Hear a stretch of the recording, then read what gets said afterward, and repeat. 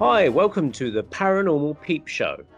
And it's good to be back here chatting once again with Andy, my co-host up in Ware in Hertfordshire. And you've got your lovely banner behind you of the signs of the zodiac. Are you into astrology, Andy, or is it just decorative?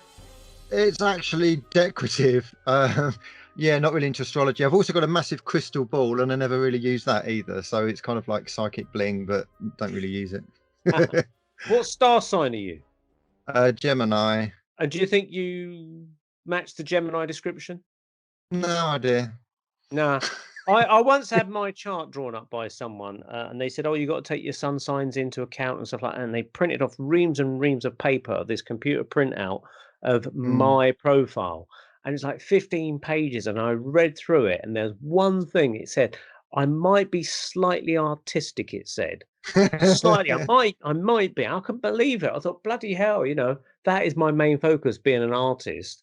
And this 12 reams of paper, it didn't describe me at all. I just can't get it. And the other thing I've challenged astrologers on is the fact that if okay, you're taking into account all these different planets in our solar system, what happens when we get to the 23rd century and we're Starship Enterprising out there beyond the stars, and you're getting babies born out in Alpha Centauri land or wherever, they're being born under different star systems, and so they got to rethink their whole astrology thing. So to me, that kind of turns the whole thing upside down. Yeah, for me personally, obviously I'm into the psychic and the spiritual. However, there is a logical and rational kind of hat that I've got as well. So I'm kind of very much in the middle with this. For instance, when I go on ghost hunts and something weird happens, I don't automatically freak out and go, "Oh my God, it's a ghost." You have to look at the rational and the logical first. So there is like a rational side as well. So my rational side would say with astrology, you could take any astrological kind of reading or chart and pick any random person, and they will always find things that are kind of true for them in those astrological charts. And that for me is why I don't really go with the whole astrology thing. I don't completely discount it, and I know people who swear by it and say that it's really detailed and really amazing, and that's fair enough. But for me personally, it's not quite my thing, I'd have to say. Mm, mm. Now we've had a busy couple of days. We've been watching lots of films. Obviously, that people can't really go out much. I mean, pubs are now going to perhaps be shut down again and things like that. So a lot of Mm. people are now coming back to things like Netflix and various video supply services. But we've both been watching an interesting film. We've been given secret permission to watch it, which is called the Lossen. How did you, without going into details of revealing the plot too much, especially the ending, how did you find that film, The Lossen? Yeah, I loved it. Absolutely loved it. It's very kind of quirky, very humorous. It was a little bit, I don't know if you got the vibe of it, a little bit kind of Matrix, kind of like Neo meets the Oracle type thing, I found, I never of thought of certain it like that. concepts. That's interesting. Interesting take. So, some of the dialogue reminded me very much of Neo in the kitchen with the Oracle and talking about kind of life and meditations on life. I thought the actor who was the main actor, forget his name, he reminded me a bit of the guy out of Lord of the Rings, Bilbo Baggins, or whichever one it is that goes on the Mm. quest. The actor that plays the part, he was almost like a younger version of him, Martin, whatever his name, Freeman. Martin Freeman. Freeman. Oh yeah, Yeah, he had a very Martin Freeman-ishness about him, I felt. But very, very yeah. good film. I What, really enjoyed it. talking of watching things again, I've been watching The Office again. Oh yeah, Uh, yeah, reruns on. I think it was he's in that really. as well, isn't he, Martin He Freeman? is, yeah, yeah. That, Yeah. and in fact, that's where it springboarded from. So I think he Mm. was like not really known or not really in anything until The Office came along, and then he kind of springboarded into other things. I do like Martin Freeman. I think he's a good actor. But The Office is just watching it again. You wouldn't believe it's 20 years old. 20 years Really? old. Mm. And it's still just as funny. I think there's very few geniuses in this world, comedy wise, and I think Ricky Gervais and Stephen Merchant are just geniuses. Every part of The Office is either funny or deep or hard hitting, like, and that's what kind of like really has like depth to The Office, because it's not just about comedy. It's about, there are kind of like heart to heart moments, like Dawn and Tim, and kind of like when David Brent kind of gets very emotional and very kind of he just wants a big hug. I think even Ricky Gervais says David Brent just wants a big hug, and it's very rare for those kind of series to actually hit you like that, being within a comedy context.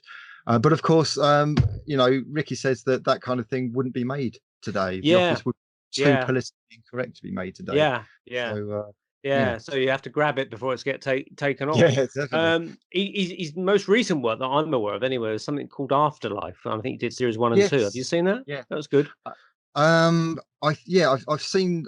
What have I seen of it? It's a while ago, but yeah. Yeah, Uh, last year and this year, 6 episodes each per series, where his wife has died of cancer and he's trying to come to terms with it, and he's skeptical of any kind of afterlife. And yeah, and he can't get rid of the ghosts or something like that, and he I wants. don't know about getting. I don't think there's any ghosts in there. He's got lots of memories on video of her, Oh, but maybe I'm thinking of the wrong one. there's Is a postman that keeps turning up at his door and just abusing his household and taking baths in his house and stuff, and a prostitute he I? becomes friendly with. I think I'm thinking of a film. There's definitely a film where there's a dentist who's plagued by ghosts, and I he know doesn't. that one. Yeah, that's a Ricky Gervais film from a few It years is ago one. with his All right, ghosts. okay, that's. Yeah. He Oh, seems that's fine. interesting. He seems to be quite interested in topics of the afterlife, even though he's a complete and utter skeptic. He seems to write films about the afterlife. So, That is interesting, yeah, because yeah. because he's had conversations with Carl Pilkington and Stephen Merchant about this kind of thing, and Ricky comes across very anti anything to do with mediums or psychics or anything like that. Carl is kind of into it, but Ricky kind of takes the piss out of him for that. Yeah, it'd be. I would love Ricky Gervais to go on an actual ghost hunt. That'd be it. A, Yeah. it would be very funny, but B, I wonder if it changes his mind. Who knows? Yeah, no, I think it would take the piss out of it, but I think it'd be far better off seeing a really, really good medium. But because he's so well known, it always Yeah, lay the claims that, oh, you just got that off the internet or but that's something. it. That's the Yeah. problem, isn't it? Yeah. Anyway, as we're on the subject of films and afterlife and things like that, it's a very topical thing. And we mentioned the film in our discussion earlier, The Lossen. Well, we're very pleased to have as our guest this evening Colin Skevington, who is the writer, director, and producer of The Lossen, who joins us now. Are you there, Colin? I am, yes. Hi, Wow. Neil. Hi, You've Andy. just How are you? appeared just in the nick of time. That's Just brilliant. in time. Yeah, The magic of technology. Wow. exactly. Well, Good to nice see to you both. see you. Yeah, and you. Thank you for joining Yeah. us. So, Well, how thank are you you? for asking me. I'm very good. Thank you. Yes, Good very good. stuff. Good stuff. Yeah, yeah. Well, okay. Well, obviously, The Lost is a film that you've created, and you must have thought it up. Now, you was telling me the other day that you've had some great kind of received reviews of it, and it's got some awards at film festivals in America. But it was actually made in 2018 or something. Was that right? Yeah, well, actually, it was shot in 2015, so it's quite a Right. while ago since we shot Okay. it, and it took quite a while to. We had to, from the moment when I wrote it, to get the money together to make the film. It took quite a while to get to that point, but it's the whole thing, because we were on such a low budget. We ended up having to. We wanted to do something of very high quality, and that meant with the visual effects it took time to get get that point, to get the style and the look of the film, and so we ended up doing that over a long period of time, and it was finally the first public screening actually was in Rhode Island in the United States, and we were selected for the festival. They have a genre festival there in the autumn, and so we went to, myself and Sean Davis, the associate producer, and Linda Marlowe, who plays Sylvia in the film, the lead in the film. We went to America. We had a great time, and then we won the grand prize for the best fantasy short, which was incredible, really, which I wasn't expecting at all. And so, but the amazing thing is that Linda had never seen the film, so she's flying all the way to America, and I'm thinking, oh, I hope she likes this film, having been in it, and then of course there was also the thing is that the first audience is an American audience, and of course the film is it's kind of very quirky and British in many ways. The humor is very quirky, and but the first moments when the humor started to come out, the audience really laughed, and it was kind of a big weight taken off me, because I thought, well, actually I've thought this was funny, but until get an audience watching it. You don't really know. So, but the feedback was amazing, and we did a Q&A afterwards, and so that was great. And then we carried on. We went to we had selection in quite a lot of festivals, especially in the United States. I mean, we won an award in Pennsylvania recently. We won the best short and recently, and then I won best director, which I didn't realize for 2 weeks because the festival wasn't right. It was kind of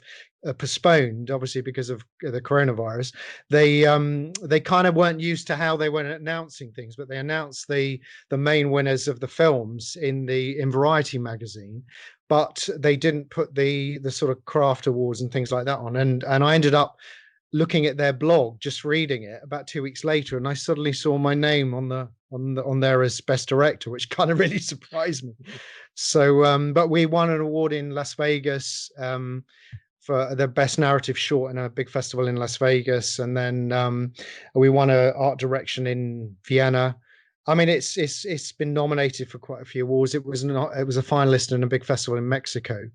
But ironically, we've not had a single British film festival selection. It's kind of every British film festival we entered, we were rejected from, sadly. So you never know why. So maybe it's too long for them. It's a 26-minute film, but it's kind of a shame we didn't get any British selections. I'm surprised you're saying it's too long from a half-hour film, because I mean, I would have thought that's a reasonable film to keep someone's attention. I mean, when you get to a 2 or 3 hour film, which I've seen of late, you really have to sit there grinding your way through some of them, especially. Yeah, absolutely. I kind of think that some of the festivals, I think they like to put in lots of selections in. So if we're a 30-minute film and they've got 3 10-minute films, we're taking up the space of potentially 3 other films, right? And so that they make all kinds of choices on films for not necessarily because they're not good films, but for other reasons. But yeah, it's kind of I think the length of the film, interestingly, one of the big feedback we've had from people is that it's like watching a feature film in half an hour, because it really takes you on that roller coaster of a journey.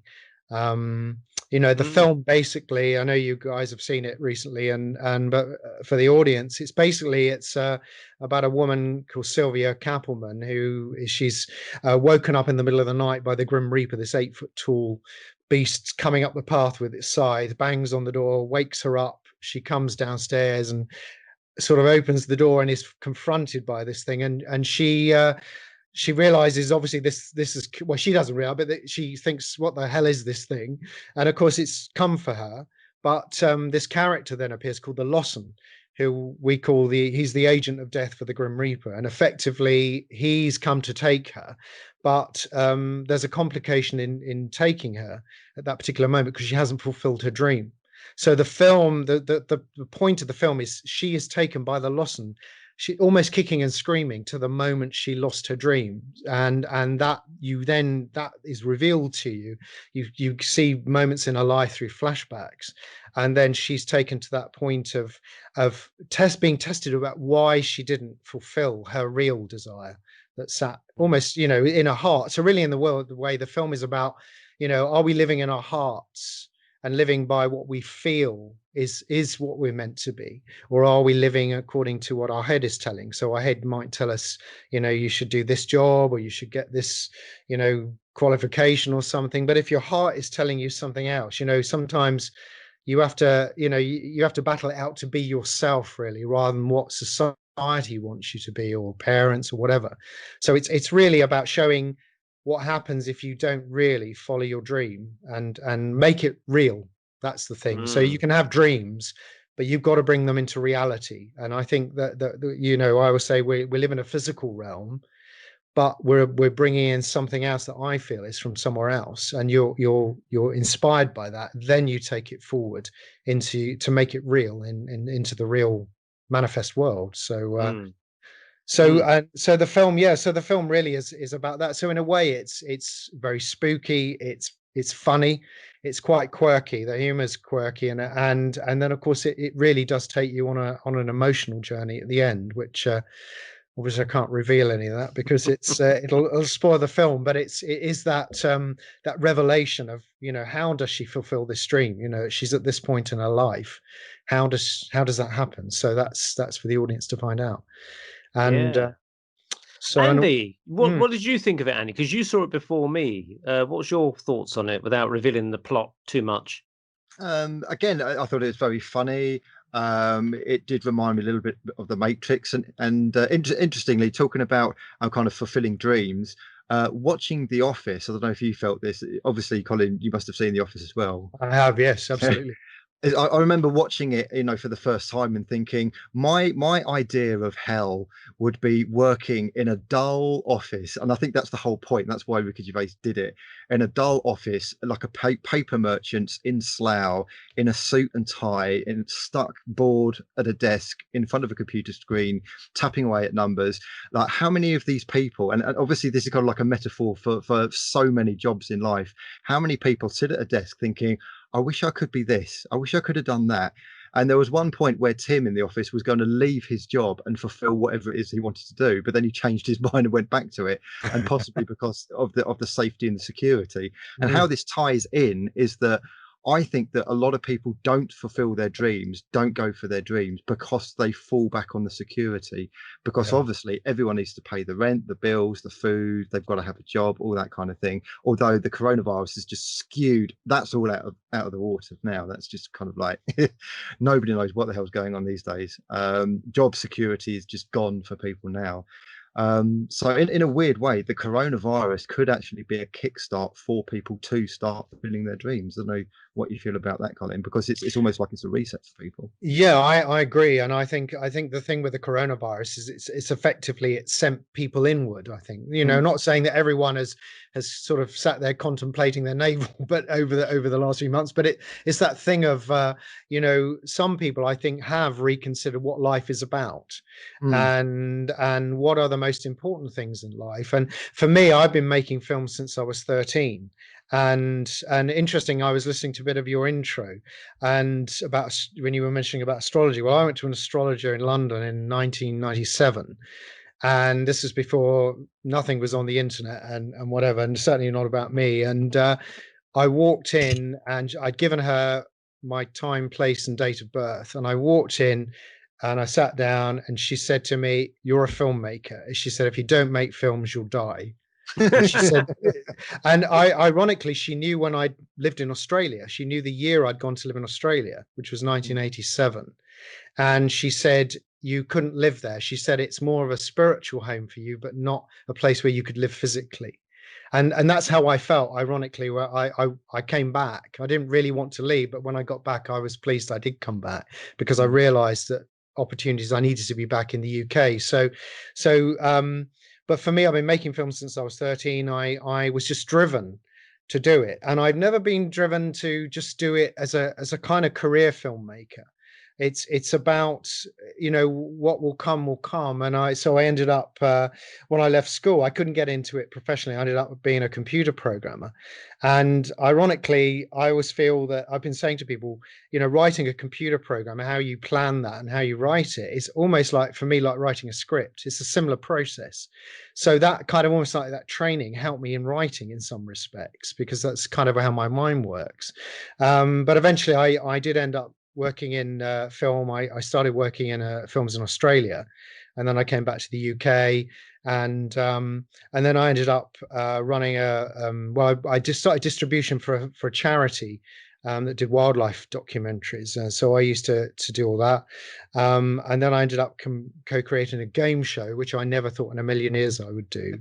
And that was a kind of interesting experience, because it taught me a lot about how people change when the success on the cards. So that was kind of interesting. And then eventually I kind of went in to do sort of films about social issues, things like that. So I was kind of interested in telling stories and how, you know, how showing people's journeys through a story. So I made a film about domestic abuse, about young guys joining gangs, all kinds of things. But when it came to the Lossen, I knew I wanted to. I've written a screenplay for a feature film, and I kind of thought I need a journey to get that forward, this screenplay. So I thought I need to make a short film. And I kind of almost like asked for an idea, and then suddenly the whole opening of the Lossen a few weeks later just appeared to me, almost like a daydream. So I could see the opening and how it planned out. I could hear the dialogue. It's really weird. It was almost like almost like a dream, and then but I didn't know what her dream was, so I kind of left it. And then I ended up a few months later starting to write the script, and the lead actor who plays the Lossen, who, you know how he appears. We won't tell the audience because it's a surprise, but it was an actor, Sean Knopp, who I've worked with before. And I saw his face in the daydream and I thought he has to play the Lossen, and he was absolutely perfect for it. And and then it kind of just all unfolded. The people I went to initially for money, that money wasn't coming through.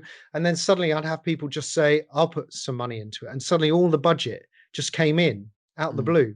So it was almost like it was something else was going on to make this film happen, and nothing was going to stop it. Before this point, were you in any way? Yeah, absolutely. I've always felt that I don't belong here. I kind of always had that feeling when I was at school that I just felt I just couldn't understand it, and a lot of what we do here. So it's kind of, I feel I'm from somewhere else. People might just think I'm crazy, but that's okay.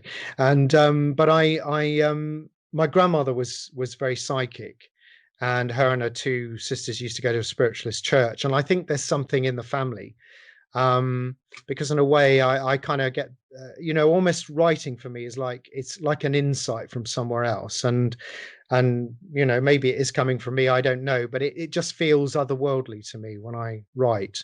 And but how the film came about, the whole thing, just the people just slotted into place.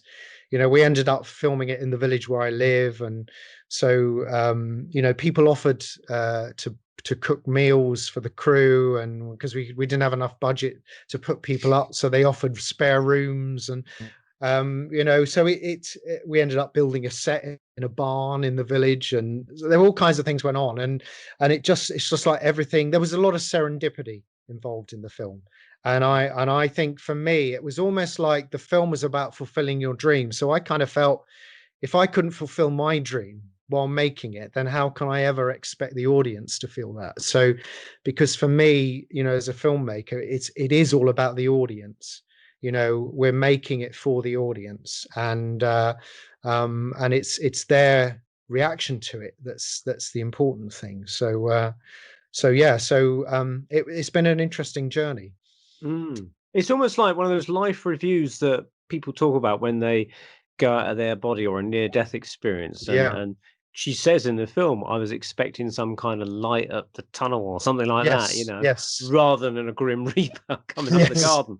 And I mean, it's almost because I remember reading accounts of people that are supposedly gone out their bodies and near-death experiences where this supreme being of light or something is saying, what have you done with your life? And I'll have to say, well, I watched the Lossen, nothing much else. But that's funny.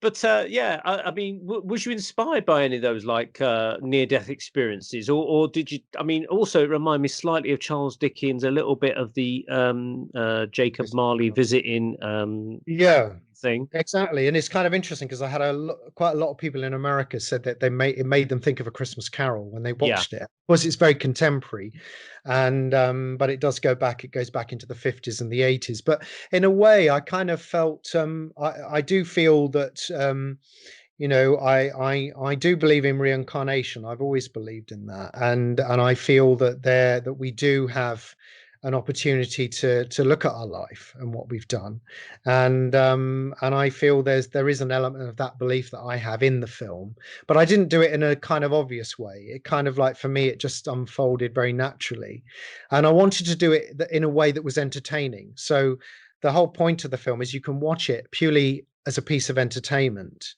And if you don't believe in if life continues or whatever, that's absolutely fine. It's just there to provoke questions, really, and for the audience to ask questions, and to see, shift anyone's perceptions about what they believe about life. And I know that quite a few people came up to me. In one particular, there was a woman in Canada. It was screened in a cinema in Canada, and she came up to me 2-3 days afterwards at an event at this festival, and she said, I saw your film, and she said, I have to tell you that it's completely changed my life. And she said there was a decision I should have made years ago, and as soon as I watched the Lossen, I decided I had to make the decision. So in a way, it was almost like saying, are you going to leave it too late? Because in a way, this is what happens with Sylvia in the film. She's left it right to the last minute, and it's like it's all come to her at once. And one of the things I often say to people is, don't leave your spiritual homework too late. And it's like, I'm not a religious person, but I do believe beyond this world. So I don't look at it necessarily through the eyes of in a religious way, but I do see it in a more spiritual way. And I feel we're living in times where we're having to look beyond the obvious, because I think there's so many outrageous things going on in our physical world at the moment that maybe it is time to start asking questions beyond. Why is this all happening? Why are things panning out the way they are for us?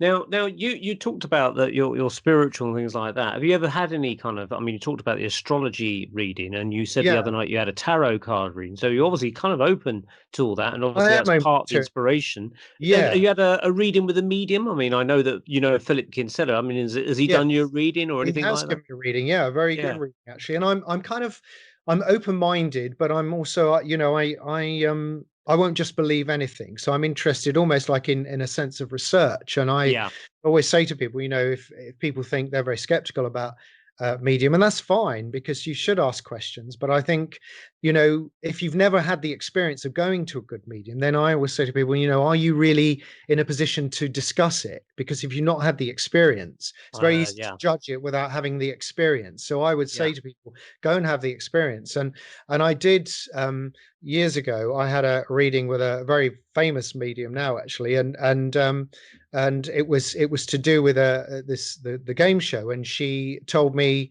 exactly when it would all come to fruition for me. And she even talked about a name on a check that I would receive. And 4.5 years later, I actually got a check with the name on it that she had that was signed on this check. And it was the name that she had said. And I didn't know who this person was.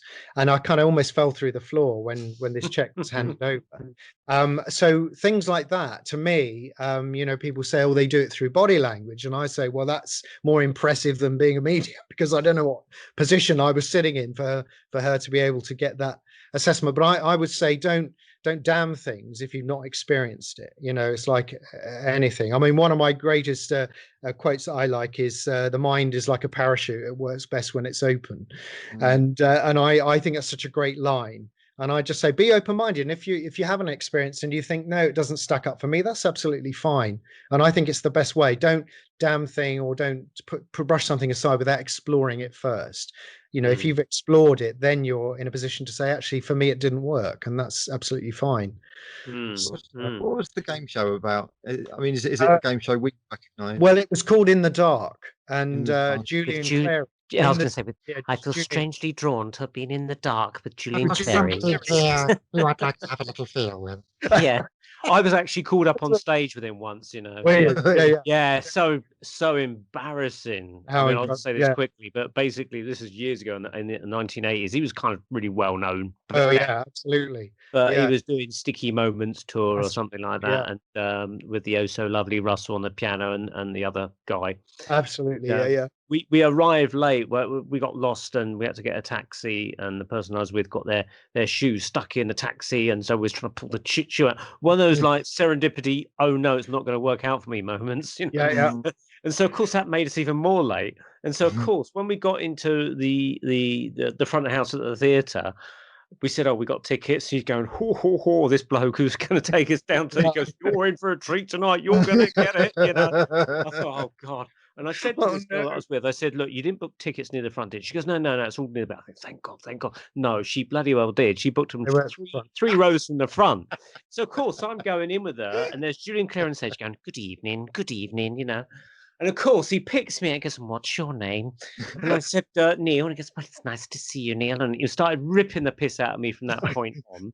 As And, if you don't mind that. and of course, when it came to the sticky moments thing on stage, he said, "I feel strangely drawn to Neil." And of course, that was it. I had to get up and basically I was ushered off stage left, and they dressed me in this great big foam Dalek outfit. And I had to rush out on stage dressed as this Dalek, and I had to do a sort of Doctor Who sketch with another girl from St John's Wood.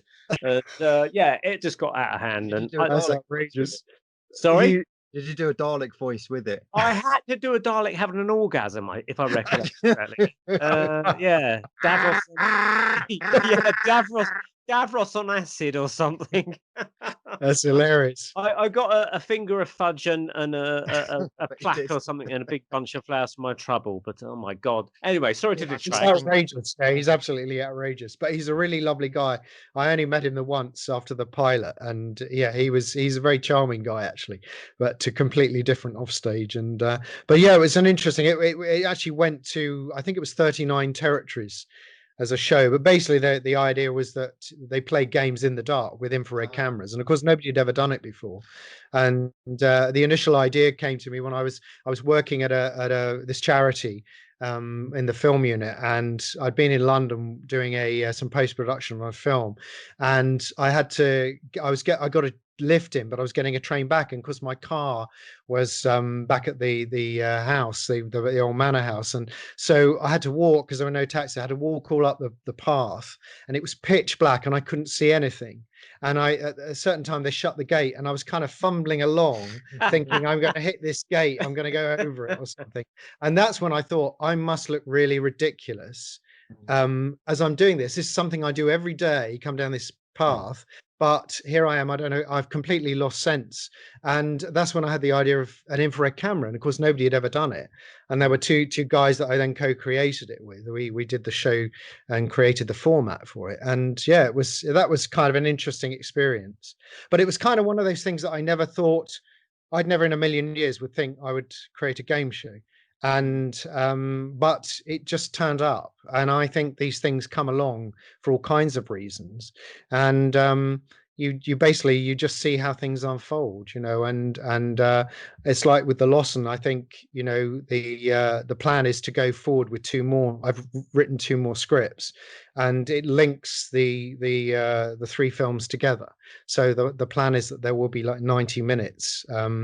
Although some people say it might be quite intense to watch all three in one go, but I think it's I always had this idea that there would be three stories, so and that's always stuck with me. But in terms of kind of experiences, I always remember one experience when my sister's she got three children, and when they were very young, my sister had gone to a wedding with her husband and the two older children, and she got this my youngest niece, who was 9 months at the time, and for some reason I got roped in to look after her while they'd gone to this wedding, and I don't know how I ever said yes, but I couldn't stop her crying. And I just thought, how am I ever going to get this child to stop crying? So I went around and got the neighbor, and she came round and calmed the baby down, and I ended up holding the baby, and she was fine afterwards. But suddenly I felt I felt something in the room, and I looked up and I could see my mother, who died. She'd probably died, I'm trying to think how, 2 years earlier, and she was standing as I can see as anybody standing in the room for a short while, and she smiled at me, and then she just disappeared. And that's the only experience I've had of seeing someone. So was it her? I don't know. I mean, it looked like her, but I thought you was getting an idea for another game show. Yeah, maybe someone left holding the baby or something in the exactly, dark. exactly. Don't throw the baby out with the bathwater or Yeah. something. But that was the only experience there. And I've one experience I have had, which I think is fascinating, is I had what's called a life between lives regression, and it was done with a hypnotherapist called Debbie Bromley, who had trained with Michael Newton, who was a very well-known hypnotherapist, and he was completely skeptical about past lives, but he ended up having a client who regressed into this life, and they researched it, from how I understand it, and they began to realize that what this guy was tuning into was actually had happened in other lives, they were able to research it. Anyway, he went on and ended up regressing thousands of people and developed this way of regressing people back into past lives. And basically, I had a regression. They take you back through a life to the point where you die, and then they actually then take you back to the point where you choose to be who you are in this life. So they actually took me back to the point where I would choose to be Colin, and it was just the weirdest experience. And they said, Did, Out of interest, did you feel who you were? I'm fascinated with this kind of like life between the lives thing. What state is it? What kind of like context are you in? And what Yeah. how much knowledge did you know as opposed to coming into Colin life now on this planet? Yeah, I think it's for me. It felt like you're kind of out of this world. You're kind of you're almost out of time in a way. You're in this other world, and in what's the line in the Bible? With in my father's home there are many mansions or something. I can't remember Something like that. Yeah. Yeah. but it's to me that means there are many dimensions, and we live in this this multi-dimensional universe, I think. And but effectively I remember having the choice of being I could have been one of four people. This is the weird thing. And I remember I was under regression for 3 hours, and it was the whole experience was very, very strange. But I ended up choosing to be male or female, and she said either a male or a female. And she said, "How do you choose?" And I said, "You try the energy of the person on like a suit, and it's almost like you're trying it on, and you think, well, does that fit and does it work?"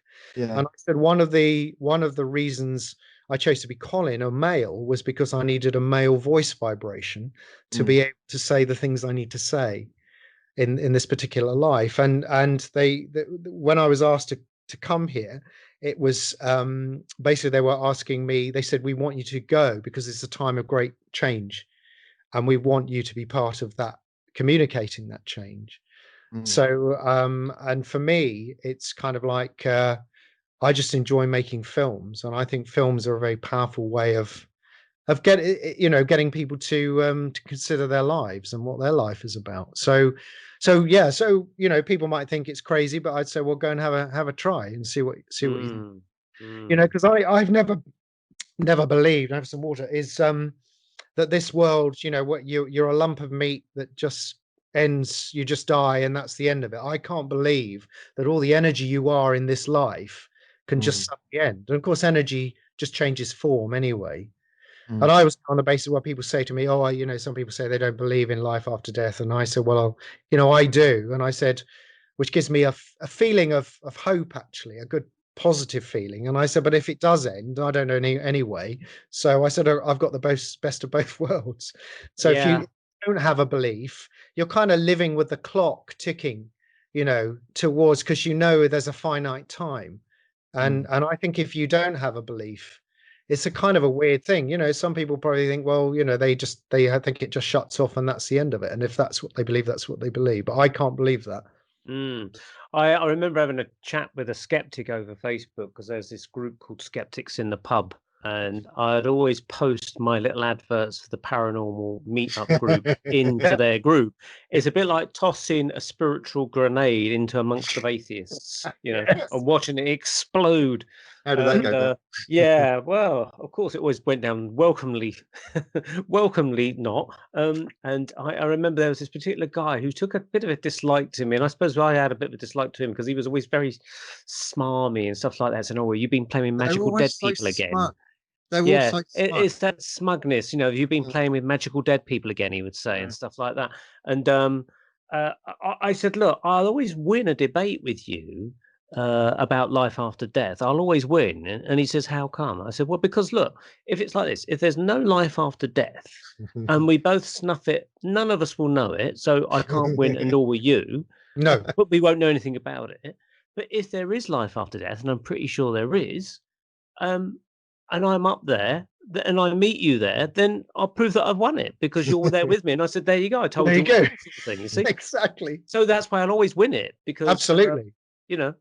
I agree. And the interesting thing is that the true meaning of skeptic is not to not believe anything. It's to investigate. So it's to say, I don't believe it at this point, but I'm willing to investigate. And that's what a true skeptic is. So to be skeptical is very positive in many ways, but to be a belligerent skeptic is, I think, is dangerous. I think you've got to ask questions, and you've got to say, no, I don't believe, I don't believe this, but go and experience it. And then effectively, see where you go from there. But the interesting thing is, I always think those people who don't have a faith, the closer they get towards death, which is a horrible thing to think about on many levels, but the closer you get to it, does the faith start to kick in towards the end? Because that's when you're coming to that finite end. And are you going to continue believing it ends right up to the end, or will you start asking and start seeing, start considering that there's more? I don't know, but I think that's the same in the film. The film really brings her right to those final moments of her life, and she's been quite belligerent and quite she's resisting a lot of what she's being told and about her life, and there's that resistance. And I think a lot of being spiritual is about is unattaching. And I think we attach too much to the external world. Yeah, we live in a physical world and it's all okay, but we shouldn't. The physical world shouldn't be our reason for being. It should come from within us. And that's why, with me, in a way, I always think my life would have been so much easier if I hadn't made films, because it's actually really tough. It's really hard work, and you get a lot of rejection, and you just have to keep going and going. And the Lossen, I know in my heart the Lossen is a story that can go out to a wide audience. I absolutely believe that, and from the audience reaction, I know that it does have an effect on people in a very positive way. So we're I'm looking forward to it going into a wider. Have you heard of spiritual cinema films or something? No, I haven't actually. No. Okay, Yeah. I can't remember exactly what they're called, but I could probably do a bit of digging for you. But Okay, thank you. I co-wrote a book called Fairycraft for Hay House Publishing about 2005, I think it came out. My ex-wife was well into fairy stuff, and I did the illustrations for it, and I learned a lot about fairy stuff through that. Because we were signed up to Hay House, we were given like a special author kind of deal where we would get a free 1-year subscription to Spiritual Cinema, I think it was called. And at the time, this was DVDs, and we'd be sent once a month a DVD of a spiritual type of film that we were allowed to keep. Or, we didn't have to send them back. We were just allowed to keep. Yeah. And they had different kind of spiritual things going on, and they'd have interviews with the directors and things like that. I think one of them was done by the director who did the Robin Williams film Come What May, about heaven or something, the afterlife. He did What Dreams May Come, I think. What Dreams May Come, that's the one. And he had done a film for them as well, and I felt it was quite refreshing to have films that are being pushed out there. You couldn't really see them at the major cinema outlets, but they're getting out there in some way, shape and form, and they were spiritual for thinking people like yourself, like me and Andy, and the people that may be listening to this. And I thought it was really, really great idea. And of course, our subscription ended, and we just never got round to doing anything with it afterwards like that. And I actually wonder, I wonder if they're still going now, or maybe they're doing something over the internet as like a Netflix type idea, streaming or something. But it's a bit like Gaia.com is kind of very similar. They have a lot of films, documentaries and dramas, all kinds of things on there. And I think it's for me, I think that we need to get more messages out to a more mainstream audience. I think that's the key thing. So it's kind of putting it in a way that is attractive to a mainstream audience. And I think that the Lossen has that because of the kind of visual effects and the humor. And I think it has all that kind of that package that hopefully will go to a bigger audience. So that's the plan with it. And so it's positive stuff. But one of the things that I found interesting in writing is the idea of why we tell stories. And I think that's we kind of forgotten why we tell stories. We tell stories, but there's a reason for that, and they're there for us to reflect on our own journey. And I always say you've got your central character, the protagonist, who kind of goes on a journey, and on the way they attract all kinds of characters. So there's somebody they'll hate, somebody they'll love, and as they go on this journey, they're effectively collecting all their missing parts of themselves. So they're all the missing aspects of themselves. And as they collect them, by the time they get to the end of the journey, it's a very simplified view of it, but by the time they get to the end, they should find completeness. And that's effectively, I think, what our journey is here, is that, you know, especially at the moment, there's a lot of very angry people, you know, screaming about, shouting about what's going on in the world for all kinds of reasons. And I always think what they're shouting about is the very thing they can't actually accept is within themselves. So, you know, they might be screaming about a particular politician or particular event or something that's going on and criticizing. And I think judgment is also, it's very easy to judge, but I always think judgment is actually, you're actually pushing away in the judgment the very thing that you don't like, that is actually an aspect of you. Because I think we're everything.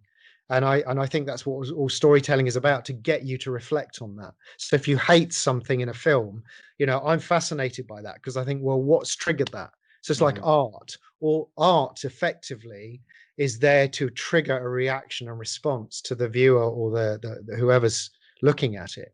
And if they really hate it, I think that's fascinating, because I'm fascinated why that emotion is triggered in them by a piece of art or a film or whatever. Do you get? Go on, Andy.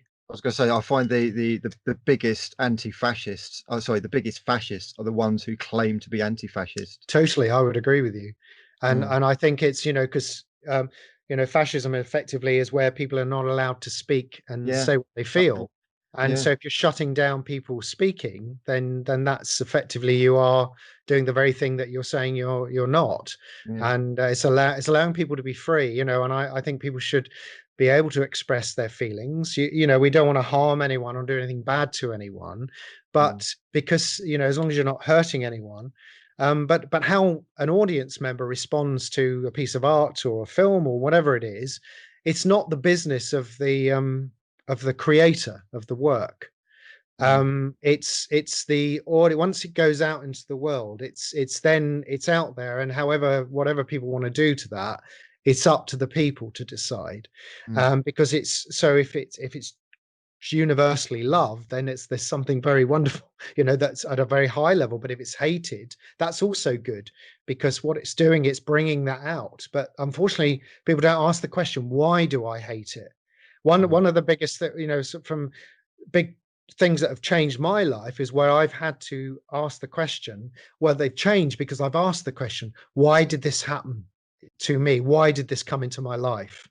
And by asking that question, I was able to then heal that within myself, because you've got to realize it's part of you. So what about Christians? I mean, handing it out to the world out there, there's a lot of Christians out there that got their worldview of Christ saving them and stuff like that. And your film doesn't deal with any of that kind of stuff. No. Has any Christians seen your film and come back and criticized you about it, or no criticism at all? Actually, I mean, we had some Polish people watched it, and they came up to me and said, "Oh, this would go down so well in Poland," and because they're Christian, so it kind of has that feeling, and it's kind of, in a way, as you know, the film isn't there. It doesn't give you any. It's not telling you to believe anything. That's the whole beauty of the film, really. It's just to say it's here's an idea, and it's up to you to define it. But no, I've not had any sort of reaction to that in a negative way. When you say you had going back to the 4 lives that you could have chosen, and you've chosen this, I've got 2 questions. Number one, could it be a possibility that in actual fact you're inhabiting all of those 4 lives, but in different dimensions of different realities? Well, that's a very interesting idea. Now we're talking about the kind of I don't know if you've seen the film What the Bleep Do We Know, but it's kind of going in that kind of direction. And secondly, can you describe the other 3 ones? Yeah, the in a way, I didn't have real insight. Firstly, the first one, I totally, I think that's an interesting idea, and I've heard of that. And whether I am in other, who knows? You know, but I often wonder with deja vu whether that's an experience of another life, or, you know, that's running parallel to you, that's similar or something. I don't know.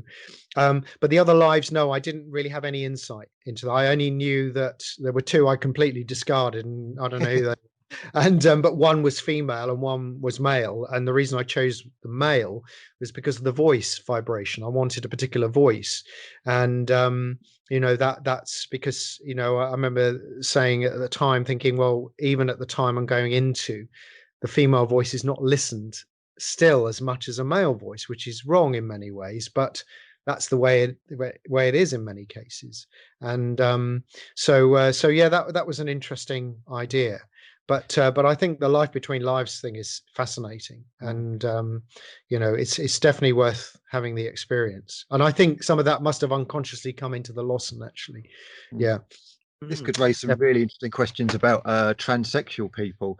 For instance, could it be that souls inhabit a certain body that's either male or female, and maybe, who knows what's going on? Maybe a soul steps out and another soul steps in, or maybe the soul vibration changes its mind and decides that actually I want to be a different sex, or maybe something along the lines of, maybe there was a confusion and they ended up in the wrong body, because a lot of trans people say they feel like they're in the body. Exactly. Well, that's an interesting idea. I have thought about that, actually, and I think and it's obviously very difficult for some people. They do feel they're in the wrong body, and I've often wondered if it is a spiritual thing. See, for me, we are both male and female in terms of energy, and I always think when I write, you've got your feminine energy or your male energy, and what you need to do is balance both. And I always think we have two sides of the brain, and of course they look like they're in two halves. And I think part of our job is to join those two halves together. And I've done the Alexander technique, which is a way of which effectively releases habitual behavior out of your nervous system, and it really almost reprograms your brain. And I remember the first session I ever had was a friend of mine she'd had it quite a lot. She'd been to, they call them lessons, and she said, how did you get on? And I said, yeah, it was very well, actually. And she said, did you stutter? And I said, yes, I did. I said, how did you know that? And I remember at the end of it, this guy asked me a question, and it took me 8 goes to get the sentence out, and I couldn't actually speak. I was actually stuttering. And she said to me, because I'm left-handed, she said, because you're left-handed and your brain has adapted to a left-handed world, she said what the Alexander technique would have done was have unpicked it, and then it would revealed what actually you've had to deal with through the by suppressing it. So it revealed that I have the ability that's in me to stutter. And of course the Alexander technique is a good way of helping people to stop stuttering, because what it's doing is it's basically stuttering, they believe, is caused by right-handed people being forced to be left-handed. Okay. And that can and it's kind of interesting because for me, being left-handed, I think most of my life, I growing up, I was always said, oh, you're a cack-handed left-hander. It was a constant thing I used to get. And I used to have people say to me, oh, you've got such beautiful handwriting for a left-hander. And I said, well, what do you mean? And I said, oh, I know what you mean is you because I got a pen here. I said, you're right-handed, so you write like that. So you assume I'm going to hold the pen like that. And actually what I do is I mirror you and hold it like that. So I just write like you, but in a different way, in different direction. And so it's no different, but it's that kind of program perception that you're meant to do it the other way. And of course, left, the word left comes from the Latin word sinistra, which is where the word sinister comes from. And of course, left-handed people used to be burnt at the stake. And of course, if you're left-handed, you're more likely to be right brain dominant. It's not always the case. So, it's not saying that right-handed people can't have a developed left side of the brain, but usually if you're right-handed, you're more left brain dominant, which means you're more likely to be, it's about routine and ritual and logic. And for me, it's one of the things they ask you to do is roll up a piece of paper and put it up to your eye. So he gave the piece of paper and I put it up to my eye and I put it straight to my right eye. And he said, I thought that's what you were going to do. And he said, basically, you're very good at balancing both sides of the brain, because it means I can't look through a camera with my left eye. I really struggle.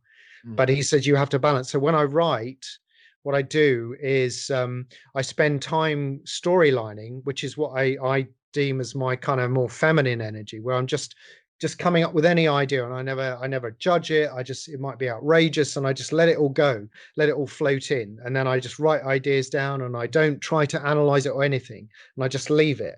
And then I start to become more left brained. So I'm saying right brain when it's with more feminine, left brain, and then I start to form it into something.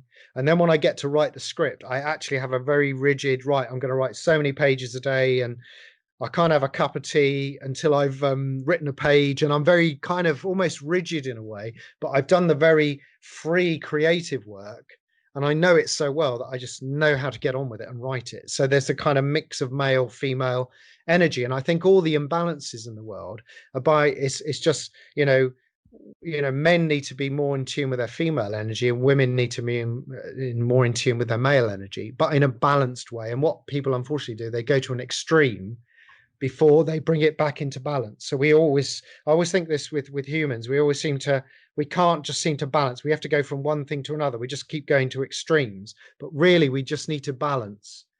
And that's I think the times we're living in now, it's becoming so outrageous that people can't understand it, that I think they're having to kind of find a sense of balance with it all, and just say, actually, let it just be, and let just things unfold and see how they unfold, I think. But yeah, it's interesting because you talk about people being born in the wrong body, and Andy, was it yesterday you shared this, Andy, of the feet with the teeth in? Oh yeah. Yeah. So I mean, obviously Ian Rubinstein took a look at that. Dr. Ian Rubinstein. You said, Ian, is this a real thing? And he came back this morning and said, yeah, it's actually a real condition, teeth in feet syndrome or something like that. Oh, and okay. It's where teeth basically grow instead of nails. Yeah. I never heard of that. It looks rather bizarre. It's like something out of one of these bizarre horror movies, like I don't know, one of these a prosthetic Clive Barker for a type film. things. Yeah. And it was I think I counted 3 teeth per toe, apart from the big toe where it had about 8 teeth coming out of it, and they all look very good condition, and we were cracking jokes about it, looking at this photo, oh, you put your foot in it, and I bet he fights tooth and claw, and when he goes to the dentist, he sort of rolls off his sock and puts it on the chair or something. And yes. I mean, I looked into the conditions. I read the whole blurb that Ian Rubinstein had sent, and it's a very rare genetic condition, and only about 2 or 3 people in every 10,000 get it. Okay. And it's like genetically, there's a reason, like something switched off, and it gets confused. Where it's trying to grow nails, but it said, oh no, I've got the order to grow teeth here instead. Now, interestingly, when people have tumors inside of them, when they've had those tumors cut out, they've actually found teeth and hair growing in those tumors. Wow. And it's because the body is trying to Give me one moment. I think I've got a delivery. Sure. Yeah, it's okay. We'll probably go to a break anyway in a second. Yeah. But we end up these tumors end up sort of trying to treat the tumor as almost if it's growing a baby inside of itself. It's like a really weird genetic thing going on. But I'm wondering whether these teeth growing on the end of people's feet, if there's something going on there with the soul on some way, like a memory is getting confused about what it's got to do, how it can handle reality or something like that. Or it might sort of I don't know, like for instance, they might have punched someone's teeth out in a previous life, being a real kick someone's teeth. Yeah, exactly. Yeah, and as some weird reincarnational punishment, I don't know what the word would be, that you end up, as a bizarre thing as it is, that you end up with these teeth growing on your feet. It looks totally bizarre. I mean, it's bizarre. I've never heard of it. Yeah, we're saying I never heard of it because I only thought it was a Photoshop thing. Yeah. But the doctor confirmed it. Yeah. But all these weird things is that when I've seen these weird oddities of nature where people have got these genetic disorders, like there's an octopus girl, they always seem to be out in India, which is really strange. Yes. And I just can't work out whether that's genetics or is something going on there. But I've always seen these Freaks of Nature program, and there always seems to be a person born in the Indian region, the Middle East. Are you talking about Siamese twins? Well, I'm just saying about like the octopus girl was born in India, and I think that the link that Ian supplied, I saw the picture and it looked like an Indian on the photograph. Yeah. So every time I've seen these wild freaks of nature with people born with this, that, and the other wrong with them, it always seems to be out in India. Now, I was trying to think, is that politically or economically because the doctors haven't been able to intervene at such an early stage of the baby's life, and this person's had to grow up simply because they couldn't get the medical help, and we would perhaps have the same medical problems in this country of 8-legged people or something, or is it just the fact that India's got something really weird going on with its whatever? Inbreeding. In, So in, cousins will marry cousins. yeah, is it something to There's do with a your answer. social thing? Do you think? There- Yeah. There's your, yeah. I mean, if you look at the deep south in America, there's a kind of joke about people in Norfolk and things. You're looking at webbed fingers and webbed hands, cross eyes, buck teeth, all that kind of thing. It's inbreeding, basically. I would put it down to. Could be wrong, but It's kind of interesting with DNA because I think the DNA is almost like it's like the coding to give the kind of form to form the body. So maybe there's something in the coding, and that it just purely because having written computer programs, the computer only does what you tell it to do through the coding. So if the coding is not accurate, it will continue to do things incorrectly, but it's correct according to the computer because it's in the coding. It's It's following doing what orders. exactly. Yeah. And so it's fascinating Because it did say in this blurb that I read that they deem the genes that are responsible to be non-operative anyway. Okay. They're like genes that we might have needed years ago, and we don't need them anymore or something. So they're just surplus to requirements, So there's something that just came to mind just while you were talking about that is that and I might not be correct about this, but I think it is correct. And a friend of mine is a nurse told me this, but when the fetus is being formed, the face touches the heart as it forms in the fetus, and I think that's correct. And interesting, you hear the phrase, eventually you get the face you deserve. And the irony is that the face really should the face should represent what's in your heart. And so how you free your heart and open your heart should have an effect on your face. And and I think it's you look at some people who really are struggling and you see it on their face and you're wondering if they're struggling in their heart, because to me it's we need to open our hearts, and I think a lot of people struggle to do that. And I know with me, when I had the Alexander technique, my shoulders were very tight, and at one point after 3 sessions they started releasing, and it felt like they were on tight wires and they were being uncranked. and they were dropping. And I remember this was like a couple of hours afterwards, and the next time I said to him, what did you do? And he said, I didn't do anything. He said, you decided to let go. And what they say, this people's shoulders are protecting the heart. So so I was at a point ready to open up my heart. And I think as you open up your heart, then, and you don't let the head take too much control. There's a line in the Lossen where he says to Sylvia, he said there are 2 types of dreams, those of the heart and those of the mind. The ones of the mind we call nightmares. So if you're too much in your head, you're going to struggle with the world as it's appearing. I think we've got to be in our hearts. We need to use the head because we live in a physical world, but don't let it dominate over the heart. To me, we should be heart led, I feel. But interesting. All right, we're going to take a break now here on the show. We're talking to Colin Skevington about The Lossen, which is a film he's made. So join us in part 2 after this break.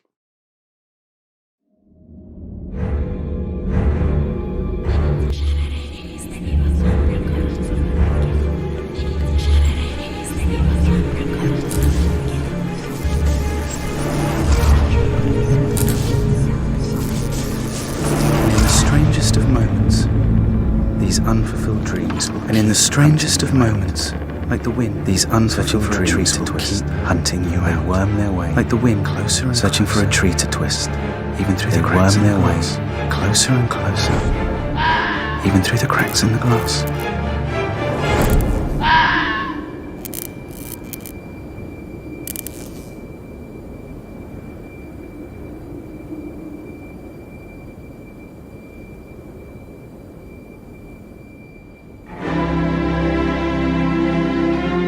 and welcome back, Mr. Trump. How did you find the Black Hell? Well, I found there's no evidence of Russian collusion there, just an empty void. So instead I listened to Paranormal UK Radio Network.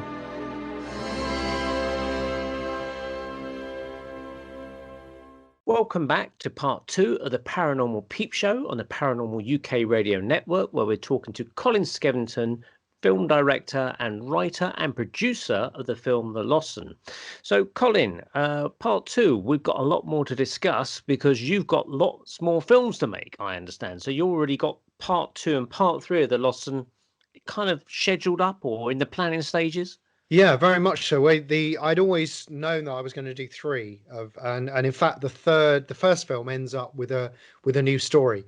There's a something that happens at the end of the film which effectively leads you into a new story. So I've already written the second and third scripts, and the second script effectively carries on directly from the first one, and it's a kind of a different story. It still has the same kind of format. It's basically the Reaper and the Lossen as a character and the Lossen's assistant, almost like they're like soul collectors, really. So they go on a different journey, and in the second one, some of that story would take place in India. So it's quite an ambitious story. Some of it would be set in the UK and some of it in India.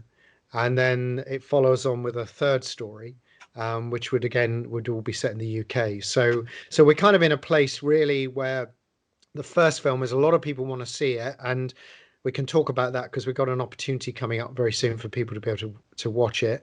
But so we're looking at how can we go forward with the other 2 films, and do we release them all together, or do we release the first one and then go with the second and third? So we're kind of looking at that and how we take it forward. So we're kind of looking to have meetings with various people. We've got to raise the funding to make the next 2 films, and see where we go from there, really. But so, it's exciting. With the COVID-19 thing kicking off left, right, and centre, it's obviously put the stops on lots of film production and lots of business and everything like that. I mean, presumably you would have been having these discussions back at the beginning of the year and everything, and things have been pulled from under you, or no, in a way probably not, because I wrote the second one in November last year, and I wrote the third one in July.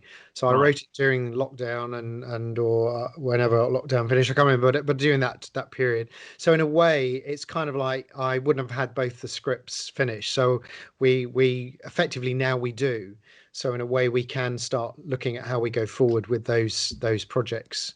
But in terms of filming them, there wouldn't be any filming till next year. So, but in those casts, and some characters will be coming back into the second and the third film. And of course, the third film takes the story full circle. So it's kind of all interlinked, and there's more revelations. I think the thing with the film is that there's lots of twists and turns in it. So, very few people, I think only 2 people have actually guessed the ending of The Lossen. And most people have said they never in a million years saw the ending that was coming. And I'm really pleased about that, which is why I don't want to get any spoilers out. But so in a way, and also now the audience that have seen it, and once people start to see the first one, they'll know the format. So basically, I've kind of got to outwit the audience and keep them second guessing, really. So that's been a bit of a challenge. But I think from the feedback I've got from the scripts, I think I've been able to do that. So that's good news. So, how did you come up with the name The Lossen? Where did that come from? The Lossen was interesting because it at the end of the film, there's actually a dictionary definition. A page flips over and you see what a Lossen is. So I'm not going to reveal it because it's a lot of people ask us what a Lossen is. And but basically it just came out of almost doodling. I was doodling and I'd got words in my head, and it came out of that. So effectively it was almost like a doodle. So I kind of basically made it up. And but I've had a lot of people say to me, it sounds like a mythical kind of creature. So it's whatever people want it to be, but there is actually you get a true definition of a Lossen. And of course the Lossen as a character continues into the next film and the following film. So but potentially in a different form. So that's going to be an intriguing part of it. Have you ever been to India before? I've never been to India. No. Oh, Absolutely. crikey. Okay. So Well, it's good going to luck. be a bit of a shock in a way because Good I've never luck. been. I've been twice, so I've always wanted to go.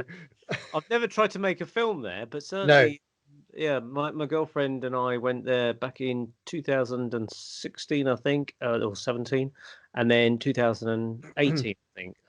She actually went out there for dental treatment, would you believe? Because Oh, okay, right, yeah. It's cheaper out there. yeah. So she Yeah. had toenails clipped, and they said, "We'll do the molars on the end of those as well." So no, what happened? Yeah, it basically is cheaper, and Right. she had all her mercury fillings drilled out Oh, safely. okay, amazing. They Yeah. were charged 10 times as much in this country. Of course, yeah. And so basically you can afford to go out there for a little mini holiday, and every other day we were getting carted off in one of these tuk-tuks, or what do they call them, the rickshaws, as Yeah, the yeah, official yeah. is, to this dentist who, you know, very nice chap, spoke great English and everything like that, and you know, it all went according to plan. And Amazing. What did they replace the mercury with? Like white fillings or something, or what? I think so. I And didn't like a actually ceramic, ask. are they, or something? I just sat out in the waiting room, listening to the Paranormal UK radio on my phone, which was very nice. Not listening to the screams then. No, that blocked it out nicely. But yeah, you have to take your shoes off when you go up there. I suppose they want to check your teeth as you go through the door. So yeah, you sit there. It's actually a, you know, nicely air conditioned room, but as soon as you sit outside, my God, it's hot. So yeah, it's an interesting country. The thing that surprised me is that we're, you know, like we've been told about beggars, and then we were followed by beggars, literally to the point where you kind of sit back in your tuk-tuk, you're about to pull away, or the guy who's the driver is about to pull away, and this hand comes straight in front of you, and it's a beggar, literally comes in front of you into the vehicle, and the guy's saying in England, get out, you know, bugger off, or whatever he's saying to them. And also I mean, it's comical as well, because the tuk-tuk driver, he stays with you all day, and he says basically, you know, I'll meet you here at 4 o'clock this afternoon, you have the whole day, you know, and you pay him something like like might be 20 quid for the whole day, you know. And so the trouble is, all these other rickshaw drivers want to get your business as well, and so they see a tourist like us walking along the street, white people, and they go waving to us, oh, you know, and they're pointing to their car, hey, you know. And the trouble is, I thought it was our driver, because he looked the same, dark hair, moustache, and he was waving to me. And it was about that time, and he was on the other side of the road. I thought, oh, couldn't get past. So I'm waving back to him. I go, yeah, put my thumbs up, right, cross over. Yeah, I'll be over there. Then I realised I could see our other main driver waving to me down our side of the road. I thought, oh, crikey. And I said, that guy looks exactly like you know. It could be his long lost brother, but they all wear the same brown shirts as well, you see. So it does look a bit awkward. That's funny. But also, you know, as well as the beggars, when you go into nice plush, sorry about that, dismiss that, my alarm going off for some reason. Also, it goes into a nice plush, you know, shopping centre where they got security guards and everything like that. And then you come out of it, and these two girls who are very well dressed people, like they've just come out of school with their little rucksacks, they're very well dressed, what I would say middle class Indians. They're coming up to him and they say, please, can we have some money? And we go, oh, yes. A minute. Yeah. You know, you guys don't need the money, you know, and we were actually trying to cross a really busy road, so we just said, pay off, you know. But it really gets frustrating. Everyone's asking you for money. Everyone. Yeah. So little tips there to watch out for when you go to India. I will, mean, absolutely. you can give the money to them if you want. That's Yeah, completely up to you. Yeah. But I think that once you start feeding it, all the other birds will start to land in the square as well, and you end up with too many pigeons, you know. Yeah. I think it's going to be an interesting challenge, because some of the cast will have to be from India. Some of the cast we'd take, so you'd take a kind of your key crew from here, and then you'd probably have to use some crew in India. So that's going to be an interesting challenge. But the plan, the way it's panning out, because of the nature of the two scripts, we may shoot the third film first and then the second film last. So that may be the way we do it. So, yeah, it's going to be an interesting challenge. And I always think that you know, the first Lossen it's an ambitious film, and I just think, you know, for me, I've always wanted to kind of push boundaries or push, you know, go beyond what would be easy, and it was difficult shoot. We had a lot of night shoots, so we were shooting right the way through the night, and it was in March. It was freezing cold.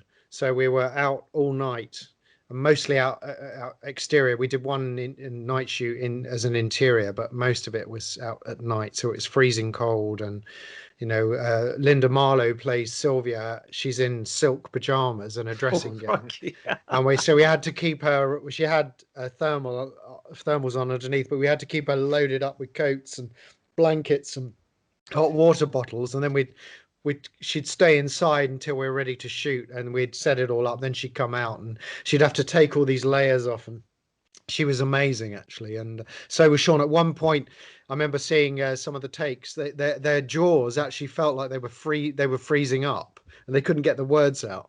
So we had to stop it for a while and give them a hot drink, and so it was kind of a fascinating time. But there were a lot of visual effects in it as well, which actually made it challenging, because I've never really done a film with so many visual effects. And so we were doing there were things that we were shooting, we didn't know what it would look like.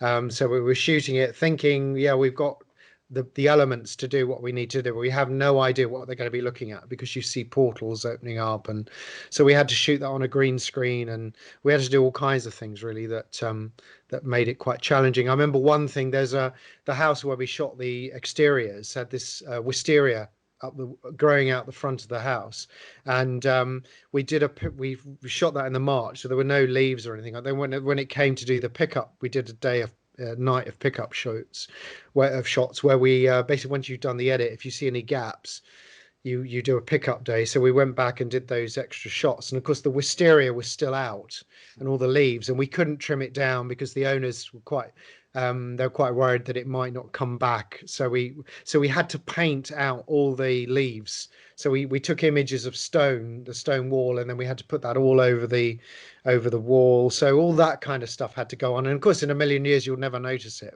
There were things like shadows going across of lighting, flashing across the road. So they were painted out. And so there's all kinds of stuff that went on behind the scenes that, to make the quality of the film high in standard, that you'd never think. We had a one beautiful shot going into a room that was set in the 80s, and there's a coffee table they brought in, but unfortunately the end of the table was scratched, and I just said we didn't notice it when we were shooting it because it was so full on, and I said she'd never have that in her house because she's got money.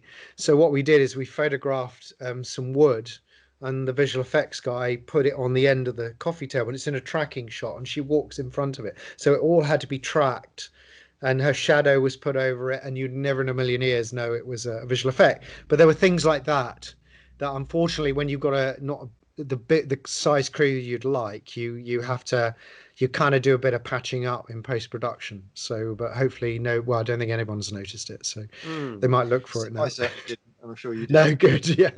Yeah, I mean, I saw the vortexes and things, and I thought, that looks. I'm wondering if that's done in After Effects or something like that. But yes, it was. It probably was done. Yeah, I've done a course in After Effects, so amazing. I couldn't show you how to do it now because I haven't done it for ages, but it's always the first go-to tool for special effects, isn't it? Yeah. After Effects by Adobe. Yeah. There's the guy who did the visual effects a young guy called Dave Novis. He's a really talented visual effects artist, and he's been working on Black Mirror, and he worked on Cats, and he's worked on some quite big stuff now. But there were about 70 layers to the portals, so I mean it was an incredible amount of work that went on.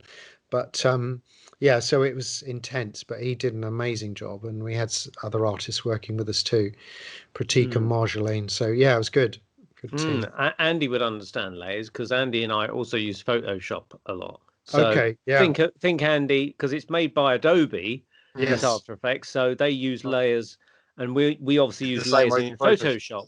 Okay. Yeah, but they're ones that, obviously because they're moving. I always kind of like wonder. I mean, it's just me being crazy, but it takes me so long just to create like a visual image for like just a flat visual image. And you look at movies and like how much like memory it would take up and saving it, and kind of like incredible.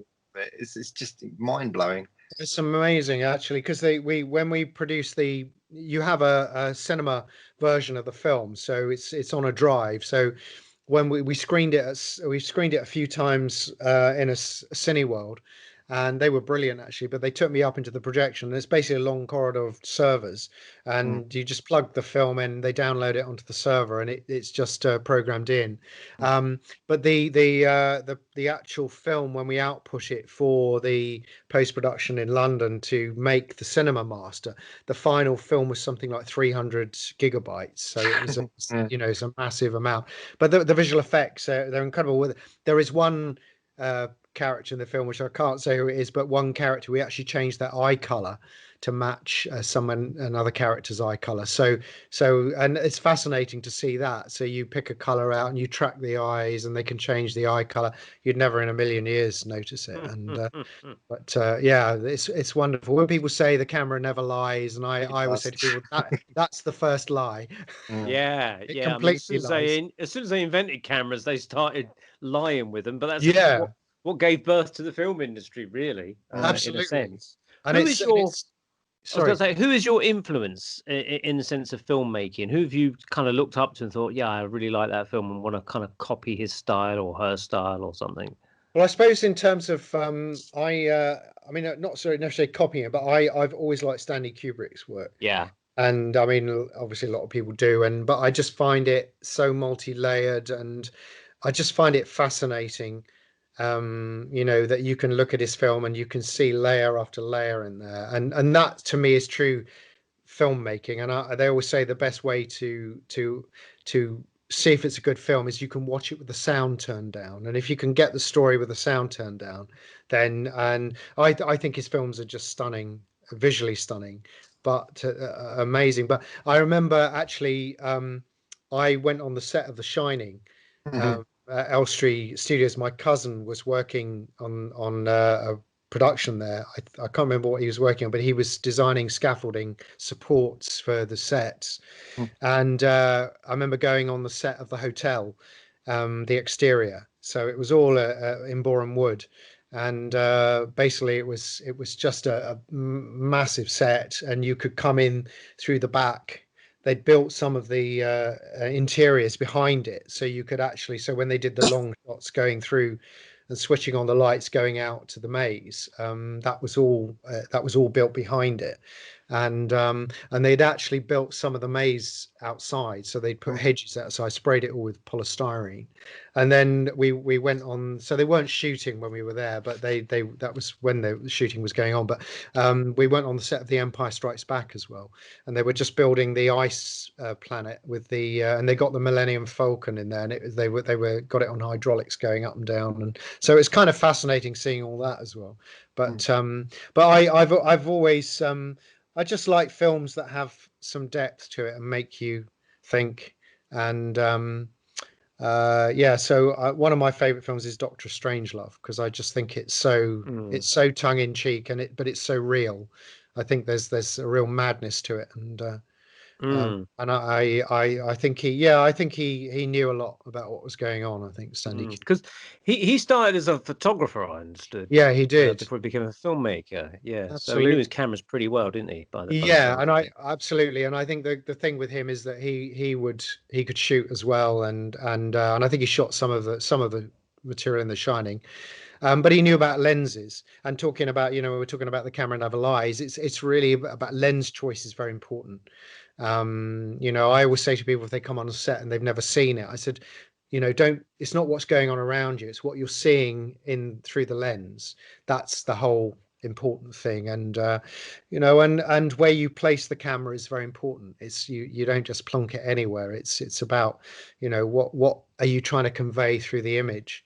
Are you into the Mandela effect, Colin? Have you heard of the Mandela effect? I have heard about it. Yeah, okay. Absolutely. There's a shining Mandela effect. So tell me what you think you guys remember. Because I watched The Shining. Obviously, I've seen it before, yes. But over lockdown, I saw it. It was on TV. When was it? About 3 months ago, something like that. And the end scene in the maze where Jack is frozen. Yes. From my memory, I remember him shivering violently. Like okay. That, shivering violently. But no, apparently in this reality, it's just a freeze frame of him just rock solid frozen. Well, that's Not interesting because that's how I don't remember him shivering. I don't think I've ever remembered that. Actually, I always remember him being solid. It's like he's frozen, and that's interesting. What Yeah. about you, Neil? What do you remember? Well, to be honest, I can't remember much about the film. I have seen it on VHS tape. God knows, about 30 plus years ago when it first came out, and Here's Johnny. I just can't remember much about the film at all. So it's no Must good asking watch me it about the again. Mandela effect. But if the fact you just see him as a frozen statue, maybe they nicked Han Solo from The Empire Strikes Back in his carbonite form and just stuck No, him no, there. it's not a Put a Jack statue. It's Nicholson literally mask on him or it's something. him with icicles on it. So Yeah. he's not a statue. It's just him frozen. They've done a remake, not a remake. They've done a sequel with Sequel Ewan of it, McGregor, yeah. is it? Yeah. Playing the son who was going around on Yes. a tricycle. Yeah. Mm. I haven't heard much about it, but I just remember seeing it on bus stop signs and things. I've not seen the film, but I saw it behind the scenes, and they actually rebuilt the set of inside the Overlook Hotel. They actually rebuilt it, and they used the guy that played that was in Henry Thomas, that was in E.T. Oh yeah, plays Jack Torrance. So he plays the Jack Nicholson's character in those flashback scenes, which is kind of interesting. I noticed they got the carpet slightly wrong in the new film. Okay. Only slightly. Okay. It wasn't 100%, but it was a pretty damn good shot of it. Yeah. Amazing. Now, interesting about a friend of mine I used to work with many years ago in a film charity company for the forces. He used to work at Denham Film Laboratories, and he said that I think this is like really when 2001 came out. He said that Stanley Kubrick came into Rank Film Laboratories, into their preview theatre, and he would not release any prints of 2001 until he had personally seen every single one and okayed them for colour and everything, Yeah. So I don't know how many prints they make of that film, but he had to watch every single one, beginning through the end. It wasn't just quick, oh yeah, that's fine, next one. He watched every, whatever 2 hours long the film is. Yeah. He must have spent like a month there or something, I never really, that's incredible. I mean, that's an amazing insight. I mean, he was a perfectionist, and I know people, because I think when he did Eyes Wide Shut, I'm trying to think, was it Harvey Keitel or somebody? I can't remember who it was, but there was an actor who was playing a particular character, and he left the production in the end because he just couldn't take it, because he was asking him to do so many takes and he couldn't give him any more, so he left. And but it's kind of interesting. I'm not comparing myself to Stanley Kubrick, but I know exactly how he feels, in the sense that when you make a film and you see it at the highest quality, and then you suddenly, when it was at Cineworld, I asked them, could we have a look at it, and they put it on, and nowadays you can adjust the projector, because it's all digital, whereas with film it's all about how you made the print, so the prints can be very different from print to print. So I can understand that. So they adjusted and then I went away and I kept thinking, it's not right. And I phoned them. I said, can I come and look at it again? This is like 2 days before we were having the screening. So they're very gracious, and I went back and they made some more adjustments, and it was better. And I wasn't happy because the green exit lights were reflecting onto the screen, and I'm just ruined your production, thinking, no. And I think it's just that particular cinema at that time.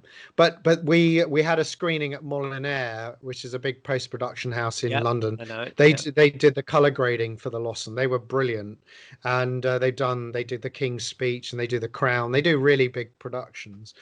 So they did an amazing job on the color grade, and we did a screening in their preview theater where they grade the movies on a big cinema screen. And they've got all these lovely seats in there. So I went in and I said, can I just have a quick look before we screen it to everyone? And they said, so they put it on, and I was just blown away. And the sound was wonderful. And I thought, well, this is the place where we color grade it. So it's just going to be.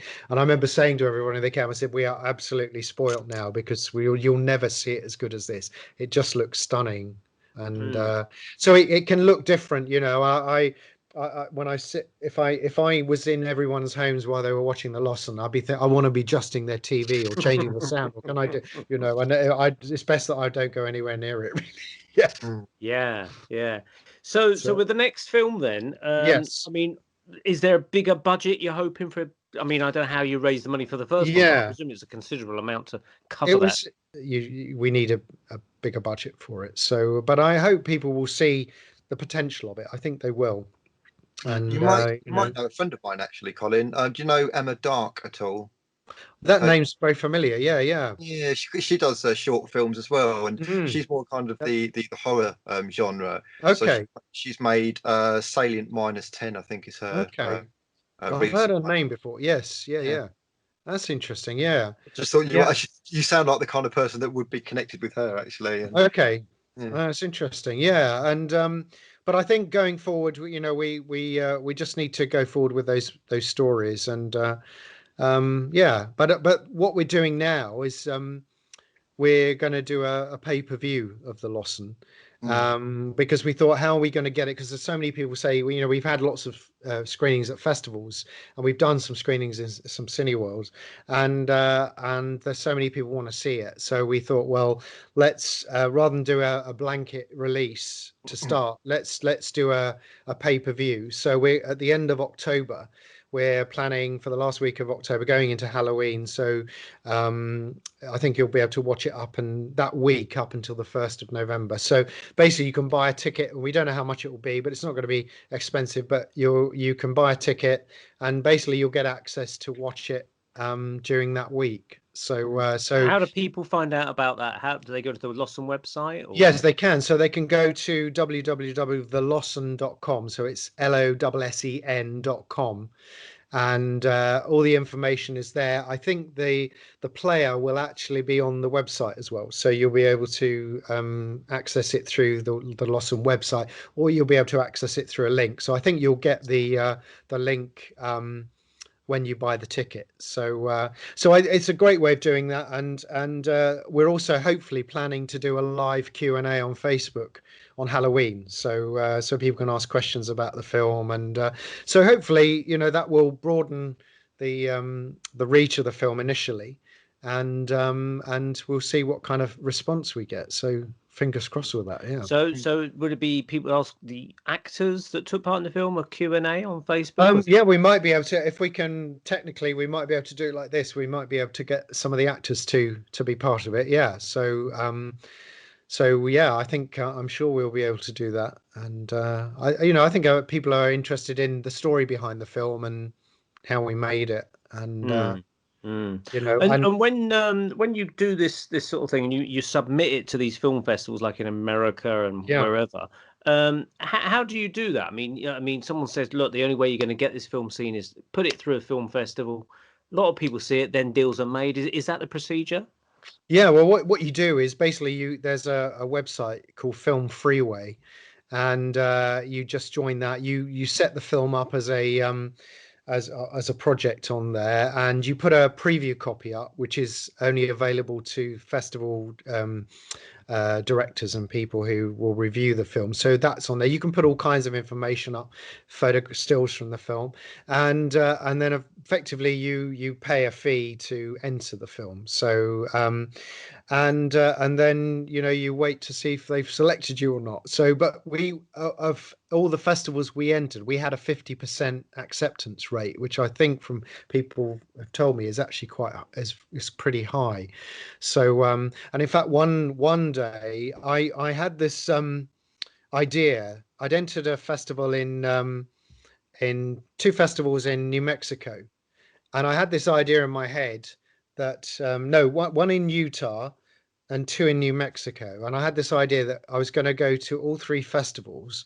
And my aunt lives in Las Vegas, and I thought I'm going to go to Las Vegas and then go to Utah, and then across to New Mexico. And I had this idea of going in a triangle to see three festivals. And then we were accepted in the Utah one. It's called Film Quest, which is it's a very successful genre festival, and it's quite tough to get into from what I've heard from people.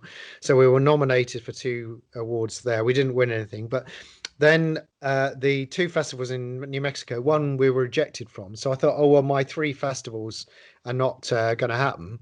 So suddenly I had this thought. There's this festival in Las Vegas that keeps popping up. And I thought, I'm just going to enter this festival. So I entered it, and they said yes. So ironically, I did get the 3 festivals, but one ended up being in Las Vegas. So it's almost like a premonition that I knew I was going to go to 3 festivals. And I drove 1,600 miles in Wow. 6 days, I think it was. Wow. at these festivals. Yeah, That's heart and soul work, isn't it? It really is. And I was Yeah. driving through the desert in New Mexico. It was just quite incredible, really. So, but it was I was on my own as well, so it's quite an Really? experience. Wow. Yeah. Did you go anywhere near Roswell, as it's New Mexico? No, I've never been to the to Roswell. Yeah. What is your thoughts on, whilst we've got you here? What's your thoughts on UFOs and things like that? Well, I've always, ever since as a child, I've always believed in extraterrestrials. I've never ever doubted it, and I've always felt, why would we think we're the only beings in this great universe? And I always remember there were Jerry Anderson. I was a big fan of Jerry Anderson shows, and I used to watch UFO, and that I always thought that was a fascinating story of these aliens coming to harvest organs so that they could keep themselves alive. I thought it's quite an interesting idea, and so I've always believed in extraterrestrials. I personally do believe that we have been influenced by extraterrestrials, and I think when you look at I mean, Ancient Aliens, I know that's a big series and I've watched some of that, but when you look at the Nazca lines in Peru, and there are certain things that, I mean, also in the Bible, I always say to people, read is the first chapter of Ezekiel. Oh, with the ships. Yes, and to me, they talk about a wheel within a wheel, and to me, that's anti-gravity. And I think it's there, and I just think, look at the possibilities. Just because we don't see it in its the form we think it's in, it doesn't mean to say it doesn't exist. And I just think we need to be to be open to the possibilities of things, and maybe things be revealed. I also think there's a line people say is, I'll believe it when I see it, and I think it's the other way around. You'll see it when you believe it, because I do believe it's about everything is about consciousness. So as you raise your consciousness, and I was going to say this about storytelling, and I forgot to mention this. I always use the example of the bad guy. If you say to an actor, right, I'd like you to play the bad guy, a good actor never ever says, I'm playing the bad guy, because the bad guy never believes they're bad. And that's what a lot of people don't understand. People who are bad don't actually believe it.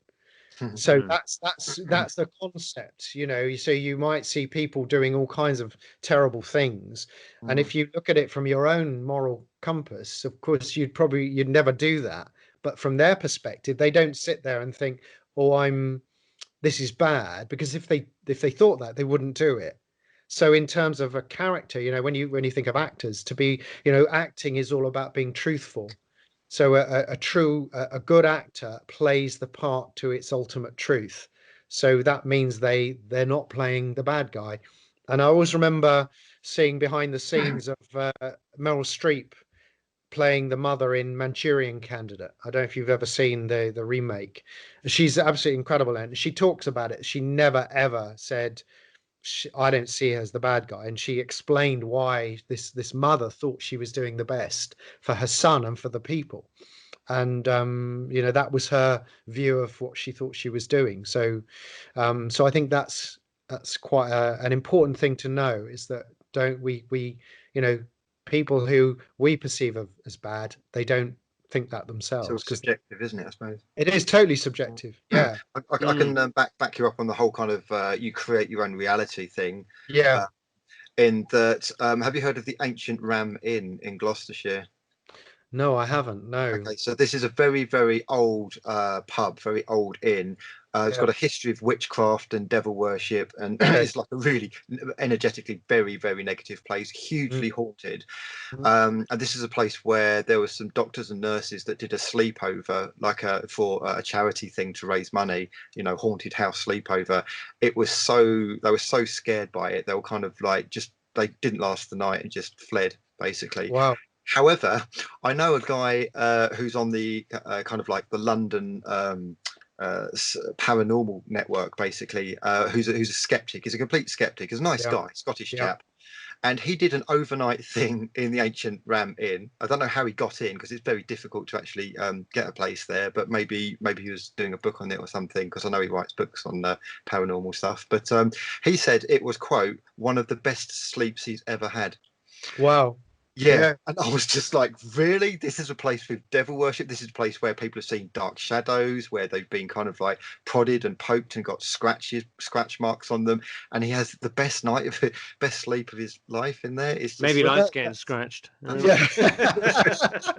But that's really interesting because as you were saying that, I remember watching an Oprah Winfrey show years back, and she did this experiment, and this has always stuck in my mind. They brought the audience into a kind of holding area where they were waiting before they went in the studio, and they said, "We're going to do an experiment today. We're just going to put a smell into the room, and we want you to tell us what you think the smell is. So, because we're interested in see, what people think it is. So anyway, so suddenly this smell comes in." And some people are going, oh, it smells of something sweet or whatever. Other people were literally going to the toilets and throwing up because they felt so sick. Yeah. So they eventually got through all this and they went into the studio and they said, we didn't put a smell into the room. Oh, wow. And that really kind of blew me away because in Yeah. a way it is your perception, in a way. So, I thought that was the theme of the show. Was it like a psychology theme? I think it was, yeah, absolutely. I think that's what it was. But it was kind of it's showing that, and this is why with film and television, the juxtaposition in editing. So I was there's a quote from Alfred Hitchcock, who's I've always been a big fan of his work as well. His work fascinates me. But he said about editing. He said, if I take an image of a man, an old man, smiling, and I then edit next to that a shot of a little girl, he's a grandfather figure. But he said, if I then take the shot of the girl out and I put an attractive woman in a bikini, he said he's like then a dirty old man. Yeah. Nothing has changed with the image of the old man. It's exactly the same image, but it's what's put next to it. And that's how, film is just the most powerful medium. And I think people don't understand, and I think it's the same with television, with news and everything, is that you've got to be aware that what you're seeing may not be what you perceive to be a truth. Don't get us talking about the news. I've got some rather sour grapes with what's going on in the mainstream news at the moment. Yeah, I think we've got to learn to be more discerning. Yes. And we've got to learn to ask questions. Yes. And just not take everything on face value. And I think with all the stuff we've been talking about, some people might listen to this and think, oh, it's rubbish or it's not. And I would just say, well, as I said before, just explore it. Don't damn it. At least explore it. And then it's like we're talking about astrology. I've had some interesting experiences through astrology, and but I think astrology is fascinating. If you go to a really good astrologer, you can get a real insight into who you are through astrology. But it's not the astrology people see in the newspapers was actually started by a journalist in America. They had to find some way of getting sales up, and they knew that people were interested in that, and so they just did this limited sun sign thing, which really doesn't give you anything because you can't plonk everyone into 12 star signs. It just doesn't work like that. But apparently there's 13 anyway. There's a hidden one. So they say. But here's another interesting thing. I know somebody who's an astrologer she's married to a doctor. And she actually said to me, interestingly, that the original Hippocratic Oath said in order to be a doctor, you must also be an astrologer. Oh, wow. Through astrology, you actually get an insight into the likely ailments of the person. So when would this be? When the 1700s, 1600s? Oh, that was like in ancient Greece, wasn't it? Hippocrates, yeah. Way back. But Isaac Newton was also into astrology as well as being, the grandfather of physics and stuff. He had studied it, and people sort of said, "Oh, you idiot! What are you doing that?" He says, "Sir, I have studied it. You have not," or something. It was a famous. Yeah, and it's interesting, and that's why when people are arrogant, I think it's really arrogant to to throw something out without actually exploring it, and especially if you're a scientist, because to me, true science is about investigating. And I think a real scientist explores, and discovers through exploration. They don't discover by just slamming an idea. And I think people need to be more open-minded about it. When you had your Australian reading and it was an astrological one, she picked up some quite specific things that seemed to me to be more kind of clairvoyant mediumship based. So was it specifically astrological thing where she had nothing clairvoyant, or did she incorporate clairvoyance with it? I don't think she is clairvoyant, from as I understand it. I mean, it was actually in the UK. It was actually in London. Oh, was it? Oh. And she I don't think she's clairvoyant, but she just said it was interesting how she knew the year that I'd gone to Australia. So, and she did explain where that was in the chart, but there are certain things, like I'm a Virgo, and you have a rising sign, which is the point where the horizon is at the moment you're born, and I'm actually a double Virgo, and one of my things is perfectionism, and I've actually had to learn to stop being such of a perfectionist, because sometimes the things in your chart are things that they might be deemed to be negative, but they're your lessons, they're the things you've got to overcome. So when people they said to me, I was still working on the Lossen, they say, are you being a perfectionist? I said, no, actually I'm trying to finish it to a standard. But I don't do it. I said, actually, I could point out all the things that are not perfect for me, so it's definitely not perfect, but I'm not going to do it. But George Lucas had the same thing about Star Wars, though. He was only 40% happy with it, and so that's why he went back 20. 25 years later, he went back digitally and put in extra things and cleaned up things and stuff. He screwed up Phantom Menace, so. Oh yeah, I know that. But he decided, now that they got computers that could do stuff digitally, paint things in, he decided to go back and restore the print, make it nice and shiny again, but also do corrections. He added in extra X-Wing fighters. He removed all the blue edging on the blue screen work around the X-Wing fighters, which they used blue screen then rather than green screen. So he cleaned up. He did improve it to a certain extent, but he just, I think, perhaps threw too much in, because he had. I think he went over the top with putting extra stuff in, and when you look at, you can actually, there's videos online where you can look at the comparison, and I think it's like you've got to know when to stop. I mean, I'm sure you know this as an artist, Neil, is that you have to know when to step back, and I think it's an intuitive thing in a way. I when I see something and I that's it, I know, and then we move on. And but if it's not right, I just think, but like Stanley Kubrick would do something like 60-70 takes, and I think one actor, he said to him, what more do you want me to do? I can't give you any more. And he said, I'll let you know when I see it.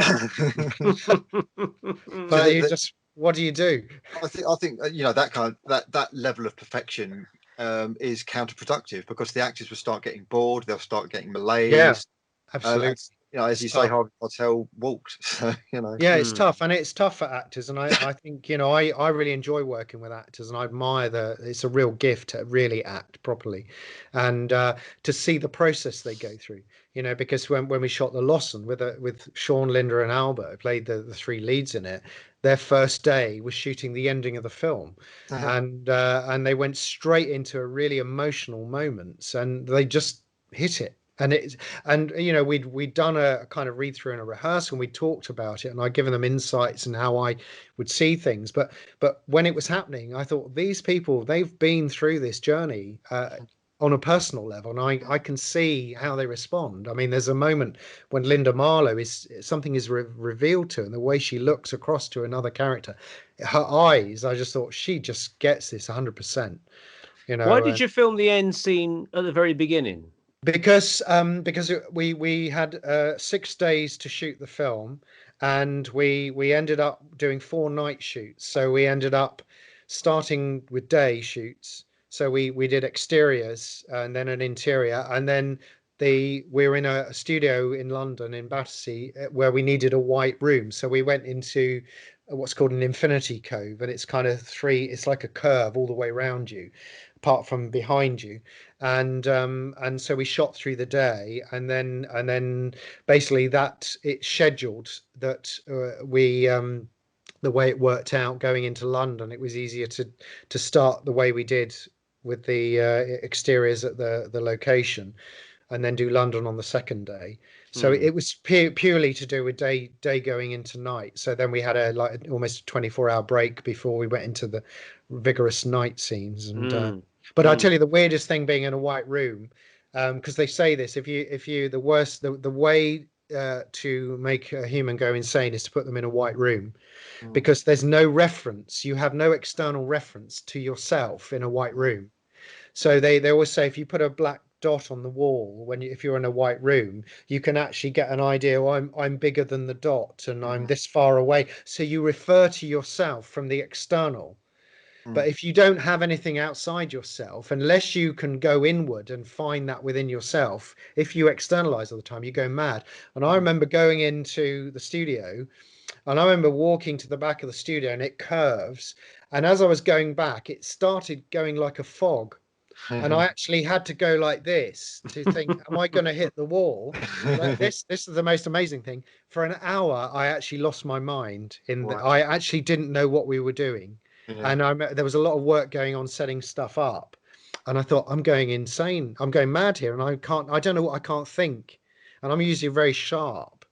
And I said to Hattie, our DP, who's amazing. And I said to her, Hattie, I'm just going to have to tell you, I can't remember what we're doing.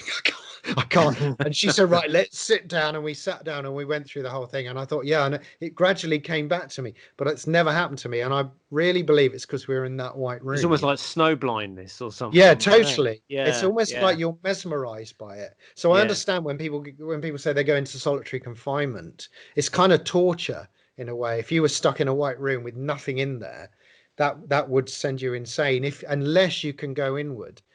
So if you think about Nelson Mandela being in a jail cell, for all that time, it was probably his inner faith that actually allowed him to get through that.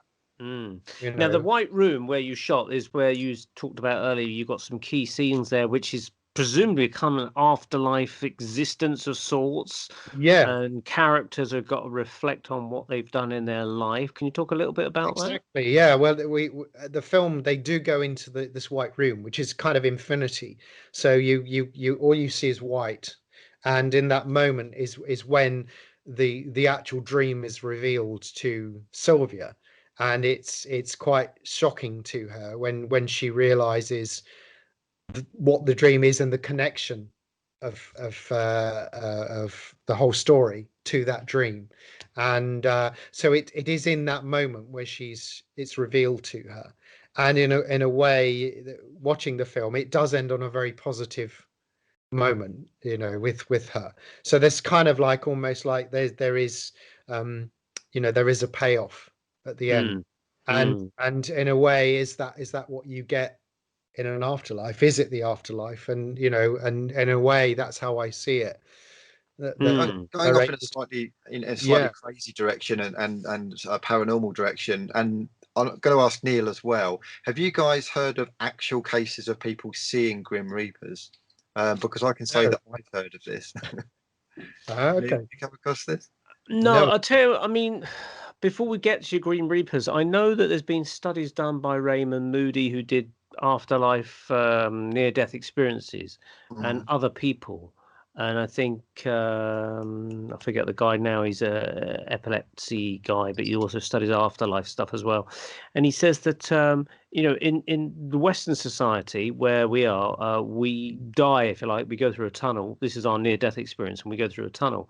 But in Japan, when people have died over their head a near-death experience, they find themselves tending to a garden. And that's their little version of a near-death experience. They're tending to a garden, and then presumably someone comes up and chats to them. I don't know, but how interesting. Yeah, well, I never heard that. Cultural differences. Yeah. So again, it goes back to this thing of like creating your own reality. Yeah. Because maybe there's two things that could be going on. Number one, there's a possibility that this Grim Reaper being actually is a being, and people are seeing it, and it's kind of turned into like a mythology, you know, in the same way we see the Easter Bunny and Santa Claus. It's not really real, but maybe perhaps in the past it was. So that's one possibility. Another possibility could be that it is just some kind of entity that does collect souls or does help them to the other side, and because of our own perception of what a Grim Reaper, its role is, we're projecting to ourselves what it looks like, if you see what I mean. It's almost like mirroring back to us what we would expect it to look like.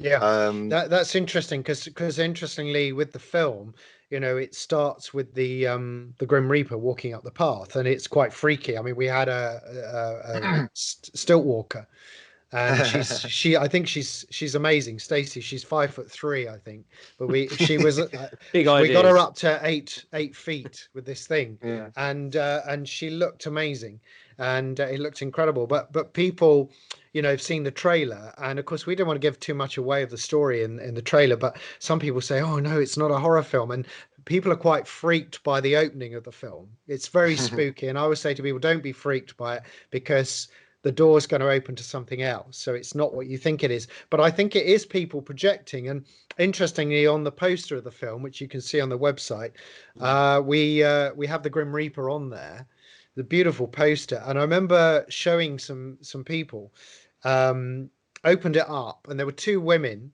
and they both said, "That's really beautiful." And then a guy came up just over to see it as well while they were there, and he said, "That's freaky." And I thought, how interesting that the two women said it was beautiful, and the guy said it was freaky. And it's kind of like, well, why would they see something that he sees freaky that they think is beautiful? And it is all about our own perception, which is what, to me, is what art is about. It's purely to evoke something within you. And you know, this idea that if you come across angry people in your life, it's really an indication to say, are you angry? Where's your anger coming from? Do you need to heal your anger? Because when you free that, that's why the best thing I think ever said on this planet was Gandhi. If he said it, is be the change you want to see in the world, because you have to be the very thing that you're looking for. And I think Mother Teresa said, supposedly said, somebody asked her, how do we bring about world peace? And she said, go home and make peace with your family, because it's got to start within you. You know, you've got to find the peace. So whatever you're looking for in the world, you've got to find that in yourself, and you've got to get over those hurdles and barriers. And there's a book that I've recommended to a few people recently, by Debbie Ford, and it's called The Dark Side of the Light Chasers. And it's basically, she was a very spiritual person, and she came across experiences that different kinds of people that made her angry. I can't remember I haven't read it for a long time, but it did have an impact. But she basically realized that in order to go on the spiritual journey, she had to access and pay homage to the kind of dark side of herself, and recognize that it was in her too, because we are everything. So you have to, you know, acknowledge it and just let it be and just accept it. And and I think it's there. So, you know, I think, as I said before, when we judge people, it's so easy to judge, is that we're projecting the parts of ourselves that we don't like onto others, and that's something we have to pay attention to, I think. I've got a technical question, actually. I'm on your website at the moment, which is why I'm looking to the side.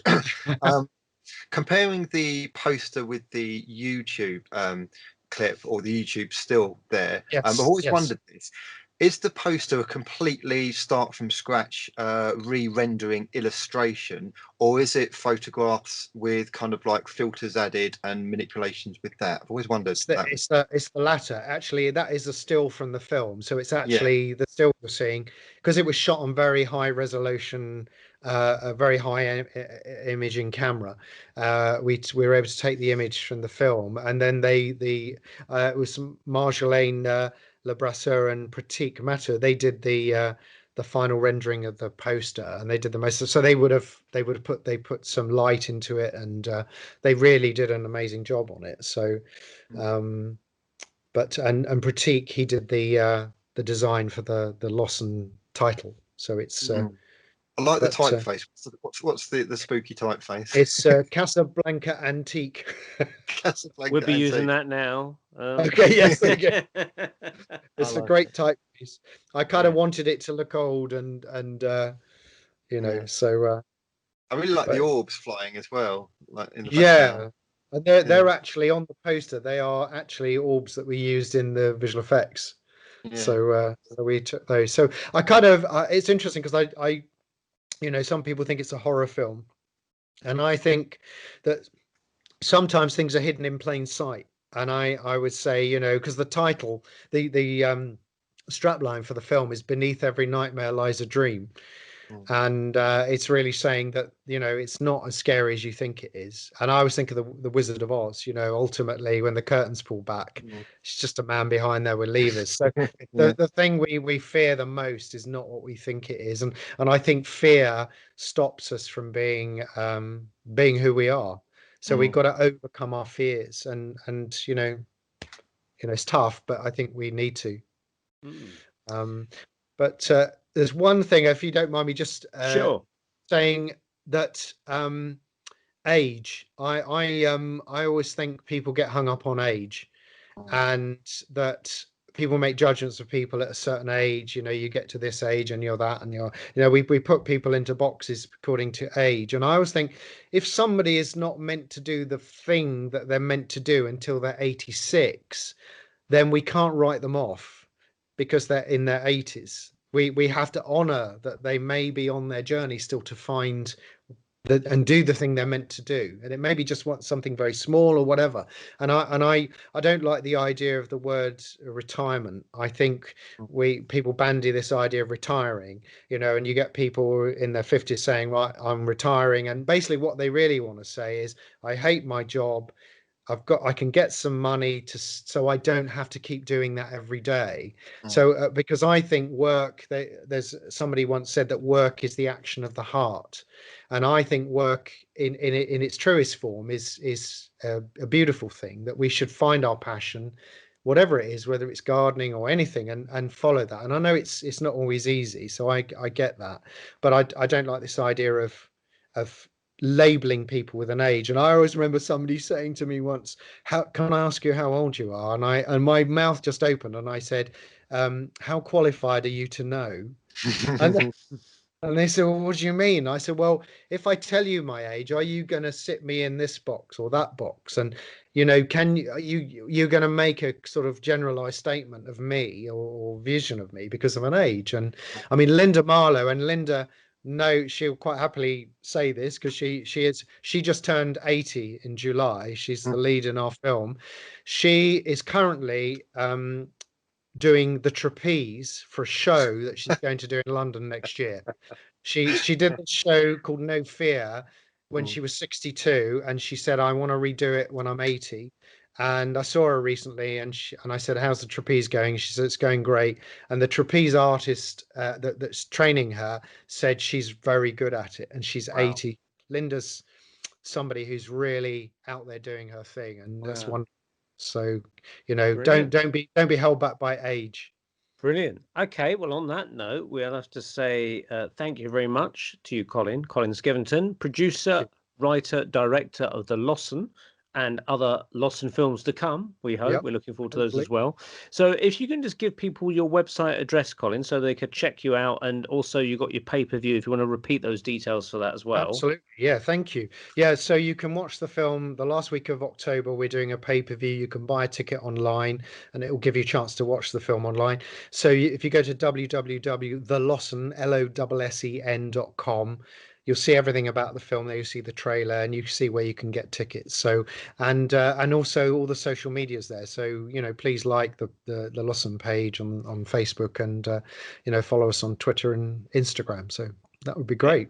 Excellent. We're very, very interesting, and we certainly enjoyed it. Andy and I, we were given a sneak viewing of it, so we won't give any clues away, but we certainly enjoyed it, and That's I'd great. certainly be interested to see the follow-ups if they come about. Yeah, absolutely. Brilliant. Definitely. Fabulous.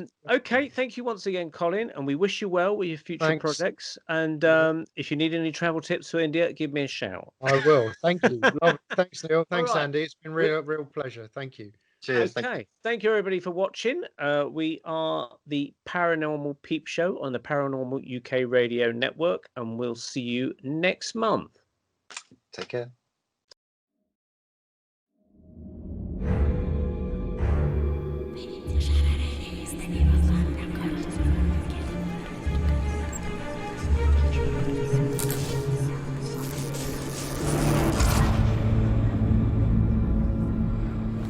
And in the strangest of moments, these unfulfilled dreams will keep hunting you out. Like the wind searching for a tree to twist, they worm their way closer and closer, even through the cracks in the glass.